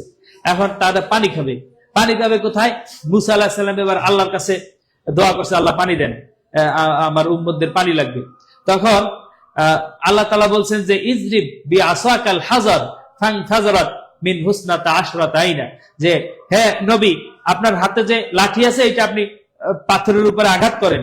হ্যাঁ, তো সেখান থেকে ইসনা আশরাতা আইনা, সেখান থেকে কিন্তু 12টা ঝর্ণা তৈরি হয়েছে। কারণ বনি ইসরাইল এক গ্রুপ আরেক গ্রুপের সাথে মিলে থাকতে পারতো না। বর্তমানে কিন্তু আমাদের এই বাংলাদেশি মুসলমানদের ভিতরে একটা সমস্যা আছে যে এক গ্রুপ আরেক গ্রুপকে দেখতে পারে না। বনি ইসরাইলের খাসলাত কিন্তু ভালো না, এটা আমাদের পরিত্যাগ করতে হবে। এটা আমরা জুমলাই মুতারাজিয়া হিসেবে বলে দিলাম। তো এখানে আমরা সঠিক আনসারটি দেখছি যে সঠিক আনসারটি কিন্তু চলে আসছে যে ইয়াকুব আলাইহিস সালাম। তাহলে যারা ইয়াকুব আলাইহিস সালাম দিয়েছেন সবাই 1 নাম্বার পেয়েছেন, যারা ইব্রাহিম আলাইহিস সালাম দিয়েছেন তারা কিন্তু অলরেডি 1 নাম্বার, সাথে আরেকটা নাম্বারে অর্ধেক আপনারা লস করেছেন। তো আমরা পরবর্তী কোশ্চেনে যাই। দেখেন অমিউন শব্দের এক বচন কি? এখানে দেখেন অমিউন শব্দের আসলে এক বচন, এটা হবে বহু বচন। হ্যাঁ, বহু বচন কি? এইটা দেওয়ার কারণ হচ্ছে পবিত্র কোরআনে একটা শব্দ আছে যে সুম্মুন বুকমুন অমিউন। অমিউন মানে হলো অন্ধ।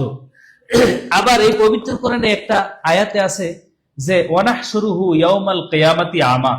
যেহেতু পবিত্র কোরআনে এই শব্দের এক বচন আছে, বহু বচন আছে, এরকম একটা শব্দ যদি পরীক্ষায় আসে আপনি বলতে পারবেন না যে এটা কেন দিয়েছে। ঠিক আছে, কারণ পবিত্র কোরআনে এক বচনও বলে দিয়েছে, আবার 2 বচনও বলে দিয়েছে, এবং সেটা আপনার সিলেবাস ভুক্ত। এজন্য এই সমস্ত শব্দ পরীক্ষায় আসার খুবই সম্ভাবনা। তো সেখান থেকে আমরা দেখছি যে অমিউন, আমি বলেও দিয়েছি আপনাদের ক্লু, আপনারা অনেকেই দিতে পারছেন যে দেখছি যে অমিউনের বহু বচন হচ্ছে কি? আমা। আমরা এটা মুখস্থ রাখবো ইনশাআল্লাহ। তো দেখছি যে উত্তর আসছে খ নাম্বার। তো আমরা পরবর্তী কোশ্চেনে চলে যাব। এখানে আসলে আলোচনার কিছু নেই, এই জন্য আমরা এখানে বেশি আলোচনা করছি না। ইসরাইল শব্দের অর্থ কি? দেখেন ইসরাইল শব্দের অর্থ এইগুলো আমি বেশি বেশি রাখার কারণ হচ্ছে এই রিলেটেড প্রশ্ন আপনি একটা পাবেনই পাবেন। আপনি লিখে রাখেন, আজকে ভালো করে বোল্ড করে লিখে রাখেন যে এই ইসরাইল রিলেটেড আপনার কোশ্চেন থাকবে, যেটাই থাকুক। তো এই জন্য এটা ভালো করে আপনার দেখবেন ইসরাইল শব্দের অর্থ কি। এখানে আল্লাহর বান্দা আছে, মুসা এর উম্মত, ইয়াকুব আলাইহিস সালামের সন্তান, শিবলঙ্ঘনকারী। যেহেতু ইয়াকুব আলাইহিস সালাম হচ্ছে এই বনি ইসরাইলের সূচনা হয়েছে কি কারে দিয়ে? ইয়াকুব আলাইহিস সালামকে দিয়ে। এজন্য ইয়াকুব আলাইহিস সালামের সন্তান হতে পারে, আবার আল্লাহর বান্দা হতে পারে।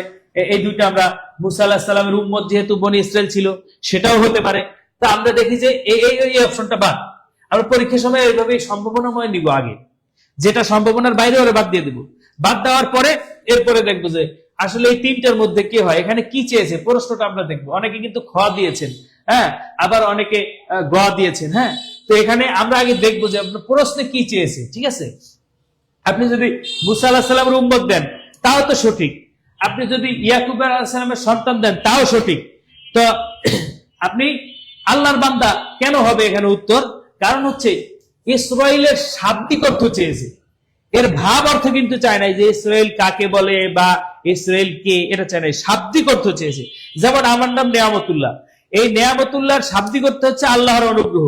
এখন এই নেয়ামতুল্লাহ দ্বারা কিন্তু আমি একজন ব্যক্তিকে বুঝাইতেছে, তাই না? কিন্তু যখন বলা হবে যে নেয়ামতুল্লাহ শব্দের অর্থ কি, তখন কিন্তু অবশ্যই অর্থ হবে আল্লাহর অনুগ্রহ। তখন কিন্তু আমি ব্যক্তিকে বুঝাবে না যে অমুক টিচার বা অমুক লোক, অমুকের ভাই, এটা বুঝাবে না। কিন্তু ঠিক এখানেও সেই একই বিষয়টা আসছে যে ইসরাইলের শাব্দিক অর্থ হচ্ছে আল্লাহর বান্দা। এই বিষয়গুলো আমরা ভালো করে দেখে নিব। তো অনেকেই ক দিয়েছেন, আবার অনেকেই যে গ দিয়েছেন, খ দিয়েছেন। তো এই দেখছেন আপনারা একটু কিন্তু বলছেন যে এত সহজ আসবে, এত সহজই আসবে, আর এখানেই আমাদের ভুলগুলো হবে। এজন্য আমরা মানে খুবই গুরুত্বের সাথে এগুলো আমরা রেকর্ড করে রাখবো এবং এগুলো শেয়ার দিয়ে রাখবো নিজের টাইম লাইনে। তাহলে আমরা বারবার দেখলে এগুলো এমনি মুখস্থ হয়ে যায়, বারবার দেখলে কিন্তু জিনিসগুলো মুখস্থ হয়ে যায়। এজন্য আমরা এটা ই করবো। আমরা সঠিক উত্তর পেলাম ক, ইসরাইল শব্দের অর্থ হচ্ছে আল্লাহর বান্দা। এরপরে আমরা কতটা দ্রুত টেনে আমরা, আচ্ছা দ্রুত আমরা টেনে দিচ্ছি। হ্যাঁ, দেখেন ফালা তাজআলু লিল্লাহি আমদাদা, এই সূরা বাকারার একটা আয়াতাংশে আমদাদা তারকিবে কি হয়েছে দেখেন। এখানে ফালা তাজআলু, অতএব তোমরা বানিও না, লিল্লাহি আল্লাহর সাথে, আমদাদান মানে সমকক্ষ। তাহলে আল্লাহ তাআলা নিষেধ করছেন আল্লাহর সাথে সমকক্ষ বানাতে। তাহলে আমরা একটু তারকিবে যাই। লা তাজআলু ফেল, এখানে জমির হচ্ছে ফাইল, আর আল্লাহ হচ্ছে কি হরফেজার, আল্লাহ হচ্ছে মাজরুর, যার মাজরুর মিলে মুতাল্লিক। আর আমরা জানি যে মুতাল্লিক কিন্তু একটা ফেলের সাথে হয়, ফেল না থাকলে একটা শিবে ফেল নিয়ে করতে হয়, যেহেতু ফেল আছে এই ফেলের সাথে মুতাল্লিক হয়েছে। এরপরে আমদাদান, এখানে যেহেতু পবিত্র কোরআনে জবরও আছে, আপনার প্রশ্নে কিন্তু জবর দিয়ে দিবে না, এখানে অবশ্যই জবর দেওয়া হয়েছে বা এই হরকত গুলো দেওয়া হয়েছে আমাদের মানে প্র্যাকটিসের জন্য, পরীক্ষায় কিন্তু আপনি পাবেন না। হ্যাঁ। ঠিক আছে, পরীক্ষায় ইভেন এই আলিফটাও উঠাই দিতে পারে, কারণ ওখানে আপনাকে বাদ দিবে, ওখানে আপনাকে রাখবে না। অনেকে এই জবর দেখে আলিফ দেখে অনেকে বাফুল মেরে দিতে পারে। একজন লিখছেন যে মানসুরা আফরিন লিখছেন যে কট খাইলাম, মানে আগের প্রশ্ন ভুল করছে। আচ্ছা, তো দেখেন অনেকে এ নাম্বার দিয়েছেন, হাল দিয়েছেন, কিন্তু আসলে হাল না, এখানে হালের কোনো বিষয় আসেই নাই। ঠিক আছে, এটা হচ্ছে মাফউল, কারণ আল্লাহ তাআলাকে বানাবে না, কি বানাবে না, সমকক্ষ বানাবে না। এই আন্দাদা শব্দটা এখানে কি হয়েছে, মাফউল হয়েছে। হ্যাঁ, তো আমরা সময় সংক্ষিপ্ততা, এজন্য আমরা একটু দ্রুত চলে যাচ্ছি। আমরা পরবর্তী কোশ্চেনে চলে যাব। এখানে দেখেন লা তাজালু লিল্লাহি আন্দাদা, দেখেন আয়াতাংশ কোন প্রকারের জুমলা। দেখেন আপনারা একটু আগে বলছেন কিন্তু যে খুবই সহজ, এবং জুমলা আপনারা জানেন যে জুমলা প্রথমত দুই প্রকার, জুমলা ইসমিয়া, জুমলা ফেলিয়া, আবার এই জুমলা এই আপনার খবরিয়া আছে, জুমলা ইনশিয়া আছে। তো জুমলা খবরিয়া আবার দুই প্রকার, ইসমিয়া ফেলিয়া, জুমলা ইনশিয়া আছে 10 প্রকার। ঠিক আছে, তো এখানে আপনারা বলেন যে লা তাজালু লিল্লাহি আন্দাদা, এখানে আছে জুমলায় ফেলিয়া, তারপর জুমলায় ফেলিয়া খবরিয়া, জুমলায় ফেলিয়া ইনশিয়া, জুমলায় ফেলিয়ায় এখানে আছে জাজাইয়া। এখন আপনি বলেন যে এখানে কোনটা আনসার হবে। অনেকে দিয়েছেন কি দিয়েছেন, জুমলায় ফেলিয়া খবরিয়া খ নাম্বার দিয়েছেন, অনেকে দিয়েছেন ডি নাম্বার জাজাইয়া, হ্যাঁ, আবার ডি নাম্বারই বেশি দিয়েছেন, অনেকে ডি নাম্বার দিয়েছেন। শুনেন, এখানে একটা বিষয় মনে রাখেন, অপশন গুলো আগে ভালো করে পড়বেন। জুমলে জাজাইয়া নামে কোনো জুমলা আছে নাকি? জুমলে জাজাইয়া নামে কোনো জুমলা নাই। এইটাই হচ্ছে আপনাকে বাদ দেওয়ার একটা টেকনিক। আপনি মনে করছেন যে এইটাও তো জানি, এটাও তো জানি, এটাও তো জানি, এত সহজ বিষয় কি পরীক্ষায় দিবে? চাকরি পরীক্ষায় জীবনও দিবে না, এটা কোনোদিন নাম শুনি নাই, নিশ্চিত এইটাও ঠিক আছে। এভাবে করে আমরা ভুলগুলো করে আসি। এজন্য আপনারা মানে খেয়াল করবেন, অপশন গুলো আগে পড়বেন, যেহেতু আপনি 1 মিনিট সময় পাবেন একটা প্রশ্নে। এখানে জাজাইয়া নামে কোনো জুমলা নাই, তাহলে এ বাদ। এরপরে জুমলায় ফেলিয়ায় খবরিয়া, জুমলায় ফেলিয়ায় খবরিয়া, আচ্ছা যেহেতু লা তাজালু আছে তাহলে এখানে ফেল আছে, কিন্তু জুমলায় ফেলিয়া ঠিক আছে, কিন্তু খবরিয়া হবে না, কারণ এখানে কিন্তু ডাইরেক্ট একটা নিষেধ করা হয়েছে। খবরিয়া মানে হচ্ছে কি, যে কোনো আদেশ নিষেধ বুঝাবে না, একটা মানে তথ্যমূলক থাকবে। হ্যাঁ, তথ্যমূলক থাকবে জুমলায় খবরিয়া গুলো। তো এখানে কিন্তু তথ্যমূলক না, এখানে কিন্তু ডাইরেক্ট নিষেধ করছে। হ্যাঁ, এজন্য এটাও হবে না।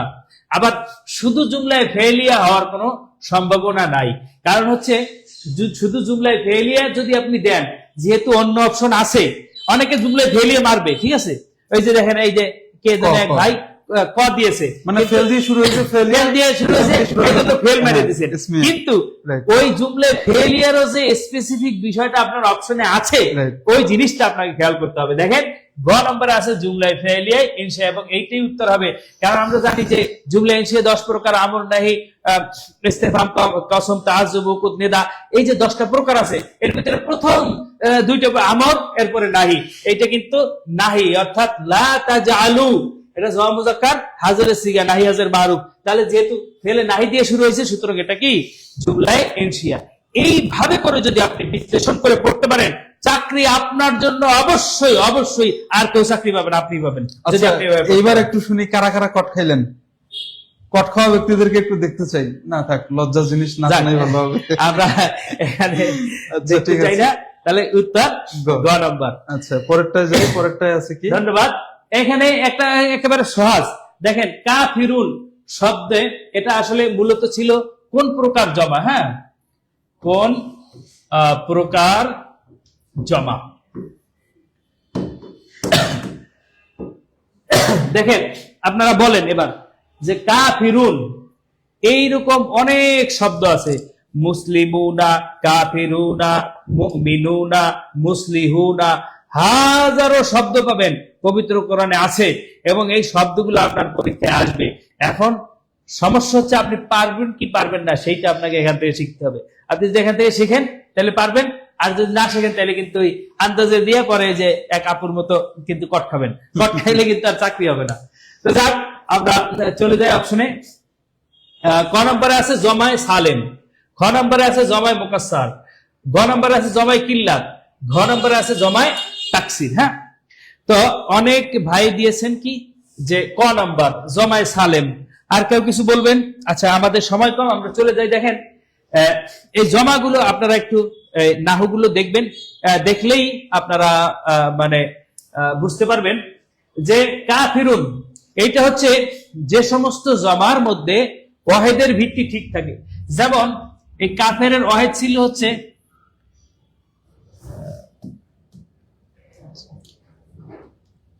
বুঝতে পারছে? এদিকে আসছে। মানে আমি কলম চেঞ্জ করে ফেলছি তো ইরেজার নিয়ে আমরা একটু আচ্ছা, এই যে কাফিরুন, হ্যাঁ দেখেন কাফিরুন, হ্যাঁ এই কাফিরুন হচ্ছে ওয়াহেদ, এর জমা আপনার তাসনি হচ্ছে কি কাফিরানি, ঠিক আছে, আর এর জমা হচ্ছে কাফিরুনা। এবার দেখেন এখানে কিন্তু ওয়াহেদের সাথে ভিত্তি ঠিক আছে, কাফিরুন, কাফিরানে, কাফিরুনা। আবার এখানে দেখেন মাসজিদুন, মাসজিদুন সরি মাসজিদানে, মাসাজিদ, যেটা মূলত বুঝাতে যাচ্ছে এই বানানটা একটু ভুল হয়েছে, এটা হ্যাঁ মাসাজিদ। এখানে দেখেন এই মাসজিদুন, মাসজিদানে, মাসজিদুন হওয়ার কথা ছিল, হয়েছে কিন্তু মাসাজিদ। এই জমাটা হচ্ছে জমায় মুকাসসার, এর মধ্যে ওয়াহেদের ভিত্তি ঠিক নাই। কিন্তু কাফিরুন, কাফিরনে, কাফিরুন এটাই ওয়াহেদের ভিত্তি ঠিক আছে, তার মানে জমায় সালেম, ঠিক আছে। আবার এই জমায় সালেমের এরাব দেখেন, এটা যদি পরীক্ষা আপনার এইভাবে আসে যে, একটু খেয়াল করেন, এটা ভেরি ভেরি ইম্পর্টেন্ট, হ্যাঁ আল কাফিরিনা, এই কাফিরিনা যদি আসে তাহলেও কিন্তু এটা জমা মুজাক্কার, মানে জমায় সালেম, হ্যাঁ কারণ একটা হচ্ছে হালাতে রফিতে, এখন আছে হালাতে রফিতে, আবার একটা হালাতে নসবি এবং জররিতে যেতে পারে। তো আপনারা কে কে উত্তর দিয়েছেন? অধিকাংশ ক এসেছে, এইখানে আপনারা সবাই পাস করেছেন, 1 নাম্বার আপনারা পেয়ে গেছেন ইনশাআল্লাহ। তো আমরা পরবর্তী কোশ্চেনে চলে যাই। পরবর্তী কোশ্চেন দেখেন, ওয়াইদা কিলা লাহুম আমিনু কামা আমানান নাস, এইটা এই আলোচনা আগে চলে গেছে, হ্যাঁ ওইটার সাথে সম্পর্কিত, যে যখন তাদেরকে বলা হয় যে মানুষেরা যেভাবে ঈমান এনেছে সেভাবে তোমরা ঈমান আনো, ওয়াইদা কিলা লাহুম আমিনু কামা আমানান নাস, আয়াতাংশে লাহুম দ্বারা কাদেরকে বোঝানো হয়েছে? যে মুনাফিক, মুশরিক, মুফসিদ, মুমিন, কাদেরকে বোঝানো হয়েছে? এটার আনসারটা আপনারা একটু দেন, আমরা উত্তর দেখে নেই। আমাদের সময় কম, যেহেতু আলোচনা আগে হয়েছে আলোচনা করছি না, আমরা একটু উত্তরটা আপনাদের 2-1 জনেরটা দেখে 17 নম্বর চলছে। আপনারা তো উত্তর দেওয়ার নিয়মটা জানেন একটু, এটাই যে একটু নাম্বারিংটা করে দিতে হবে, 17 দিয়ে তারপর আপনারা অ্যান্সারটা করবেন। কল লিখছেন, অনেকে কল লিখছেন, তো আমরা নিলাম ক, এরপর আমরা একটু আনসার দেখব যে এখানে মূলত কাদেরকে বোঝানো হয়েছে। এর আলোচনা কিন্তু আমি এই লাহুম, কোন লাহুম দ্বারা কি, সেটা কিন্তু আগেই বলা হয়েছে।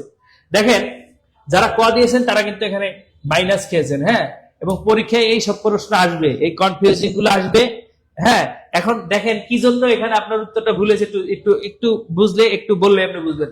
ওয়াইদা কিলা লাহুম আমিনু, প্রথমেই আছে যে যখন তাদেরকে বলা হয় যে তোমরা ঈমান আনো, ওয়াইদা কিলা লাহুম কামা আমানান নাস, যেভাবে মানুষের ঈমান আছে, এই নাস দ্বারা হচ্ছে মুমিন, এই নাস দ্বারা মুমিন উদ্দেশ্য, কারা উদ্দেশ্য?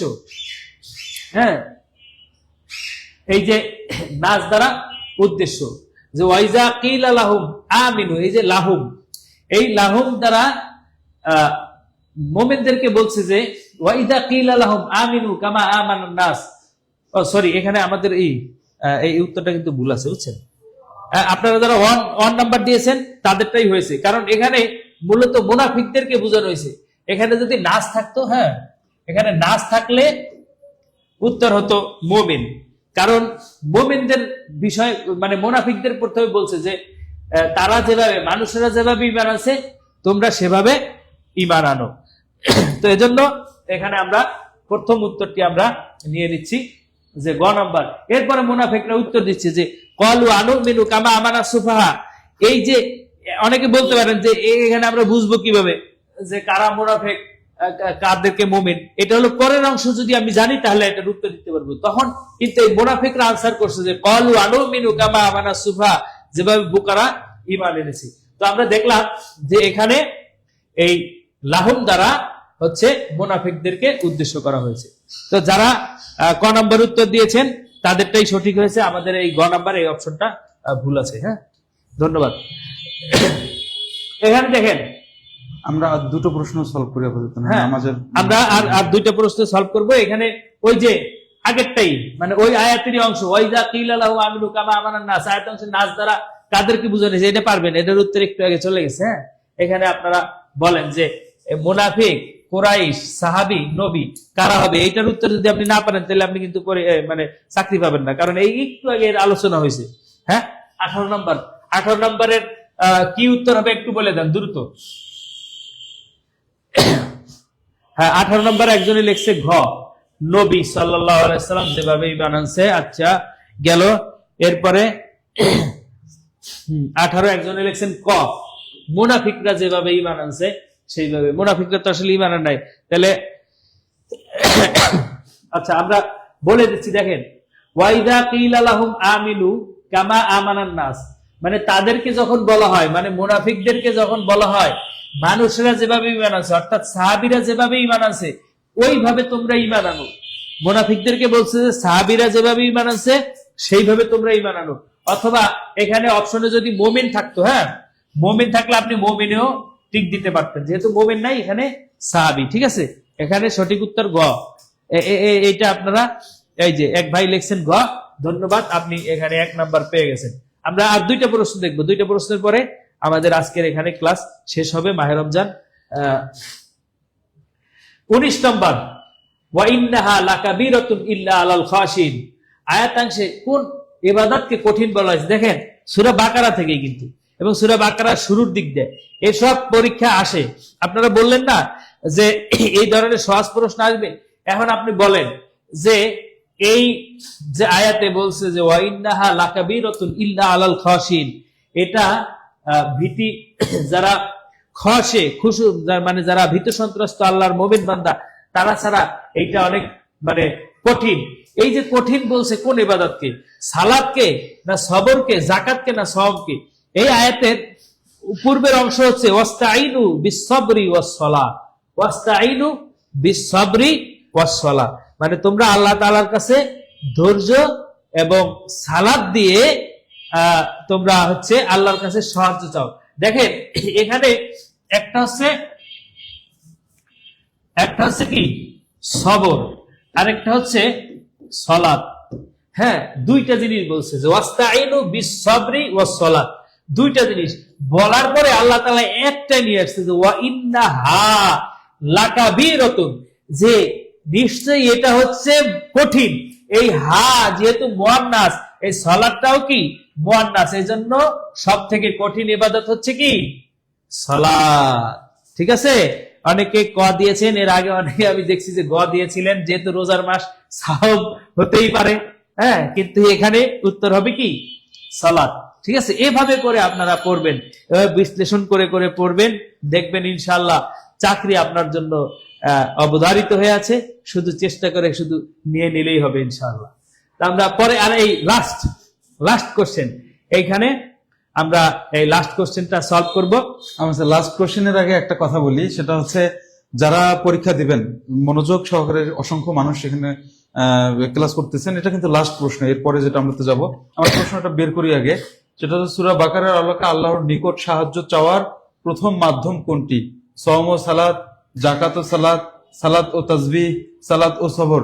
হুজুর যে প্রশ্নগুলো বানিয়ে নিয়ে এসেছেন, এটা দেখেও আমি বুঝতে পারলাম যে উনি পরীক্ষার প্যাটার্ন অনুযায়ী বানিয়েছেন। আপনারা সেভাবেই কনফিউজ হবেন, এখানে অনেকে লিখেছিলেন আমরা কট খাইছি, পরীক্ষার হলে গিয়ে কট খাবেন, কিন্তু ক্লাস করার সময় আপনি যেহেতু সুস্থ মস্তিষ্কে ক্লাসটা করতেছেন, দেখুন আপনার কোনো চাপ নাই, আপনি একদম রিল্যাক্সে ফোনটা নিয়ে তারপর দেখতেছেন, কেউ বসে, কেউ শুয়ে, কেউ হয়তোবা হাঁটতে হাঁটতে ক্লাসটা দেখতেছেন। পরীক্ষার হল ভিন্ন একটা পরিবেশ, এখানে অনেক সহজ জিনিস ভুল করে আসা হয়, এটাই স্বাভাবিক।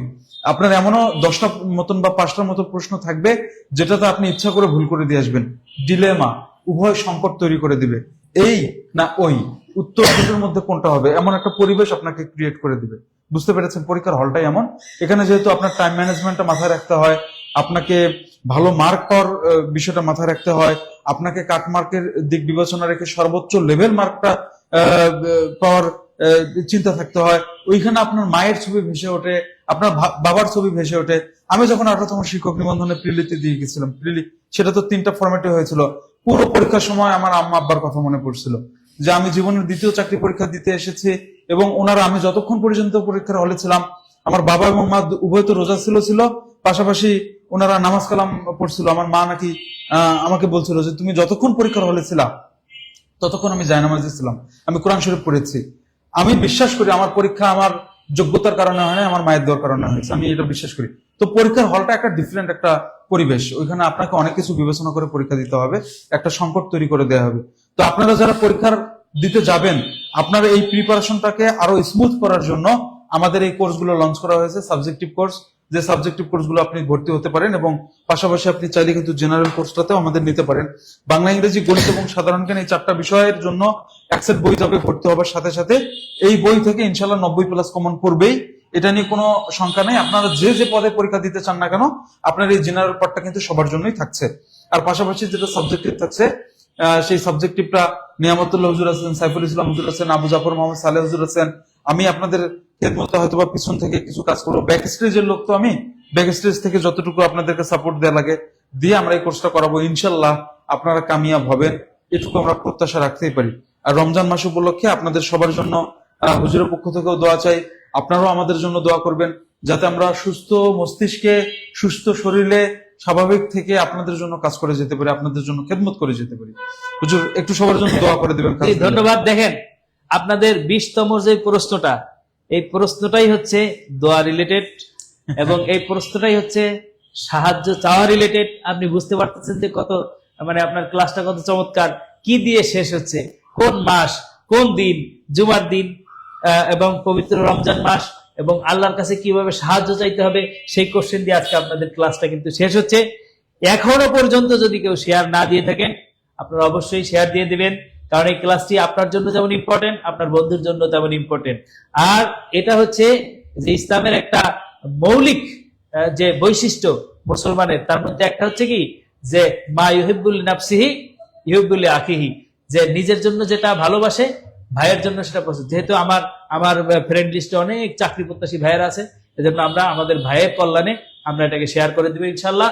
আমরা আল্লাহর কাছে দোয়া করি, আজকে যারা এখানে আছেন, আল্লাহ তাআলা সকলকে সাফল্যের দ্বার প্রান্তে পৌঁছে দিক। হুজুর ছোট্ট একটা কথা এখানে একটু লিখে দিয়ে রাখি, যারা সাবজেক্টিভ এবং জেনারেলে ভর্তি হতে চান বা কোর্স সম্পর্কে জানতে চান, বা আপনার যে যে পদগুলো আছে সেই পদে আবেদন করার জন্য আপনি যদি প্রিপারেশন নিতে চান, কমেন্টে একটু লিখবেন জিএস, কমেন্টে একটু লিখবেন GS, G for general, S for subjective, কমেন্টে একটু লিখবেন জিএস। আমাদের প্রতিনিধি আমাদের টাকা খরচ করে আপনাদের সাথে কথা বলে আপনাদেরকে সবকিছু বোঝাবে। যারা দেখছেন প্রত্যেকেই, যারা যারা ইন্টারেস্টেড, একটু লিখবেন জিএস। জি হুজুর, প্লিজ কন্টিনিউ। জি, তো 20 নম্বর কোশ্চেন, এটা হচ্ছে লাস্ট কোশ্চেন, যে সূরা বাকারার আলোকে আল্লাহর নিকট সাহায্য চাওয়ার প্রথম মাধ্যম কি। দেখেন, আমি কিন্তু আগেই আপনাদেরকে এই ক্লুটা বলে দিয়েছিলাম যে ওয়াস্তাঈনু বিস-সাবরি ওয়াস-সালাহ। এই ক্লু কিন্তু আপনাকে পরীক্ষায় বলে দিবে না, পরীক্ষায় ক্লু থাকবে না, আপনার পরীক্ষায় এরকম একটা কোশ্চেন থাকবে। তো এইটা আপনি আসলে কি দিয়ে দিবেন, যদি এই নলেজটা আপনার থাকে, যে এইটা যদি আপনার মুখস্থ থাকে, এই আয়াতটা যে আল্লাহ তাআলা সূরা বাকারায় বলছেন ওয়াস্তাঈনু বিস-সাবরি ওয়াস-সালাহ ওয়া ইন্নাহা লাকাবীরাতুন ইল্লা আলাল খাশিন, এই আয়াত থেকে আমি 2টা প্রশ্ন করছি। দেখবেন পরীক্ষায় গেলে এই 2টার আলোকে একটা প্রশ্ন আপনি পাবেন ইনশাআল্লাহ।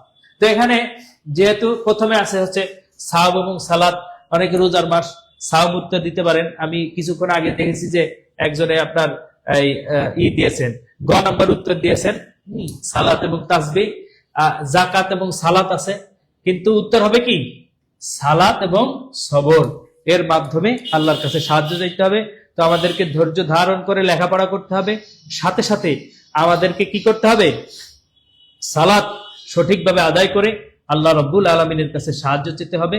এই মাহে রমজানে দোয়া কবুলের সময় আল্লাহ রব্বুল আলমিন যেন আজকে লাইভ ক্লাসে যারা উপস্থিত আছেন সকলকে যেন তার নিজের মনের আকাঙ্ক্ষা অনুযায়ী একটি সুন্দর রিজিকের ব্যবস্থা করে দেন, একটি সুন্দর চাকরি দিয়ে দেন।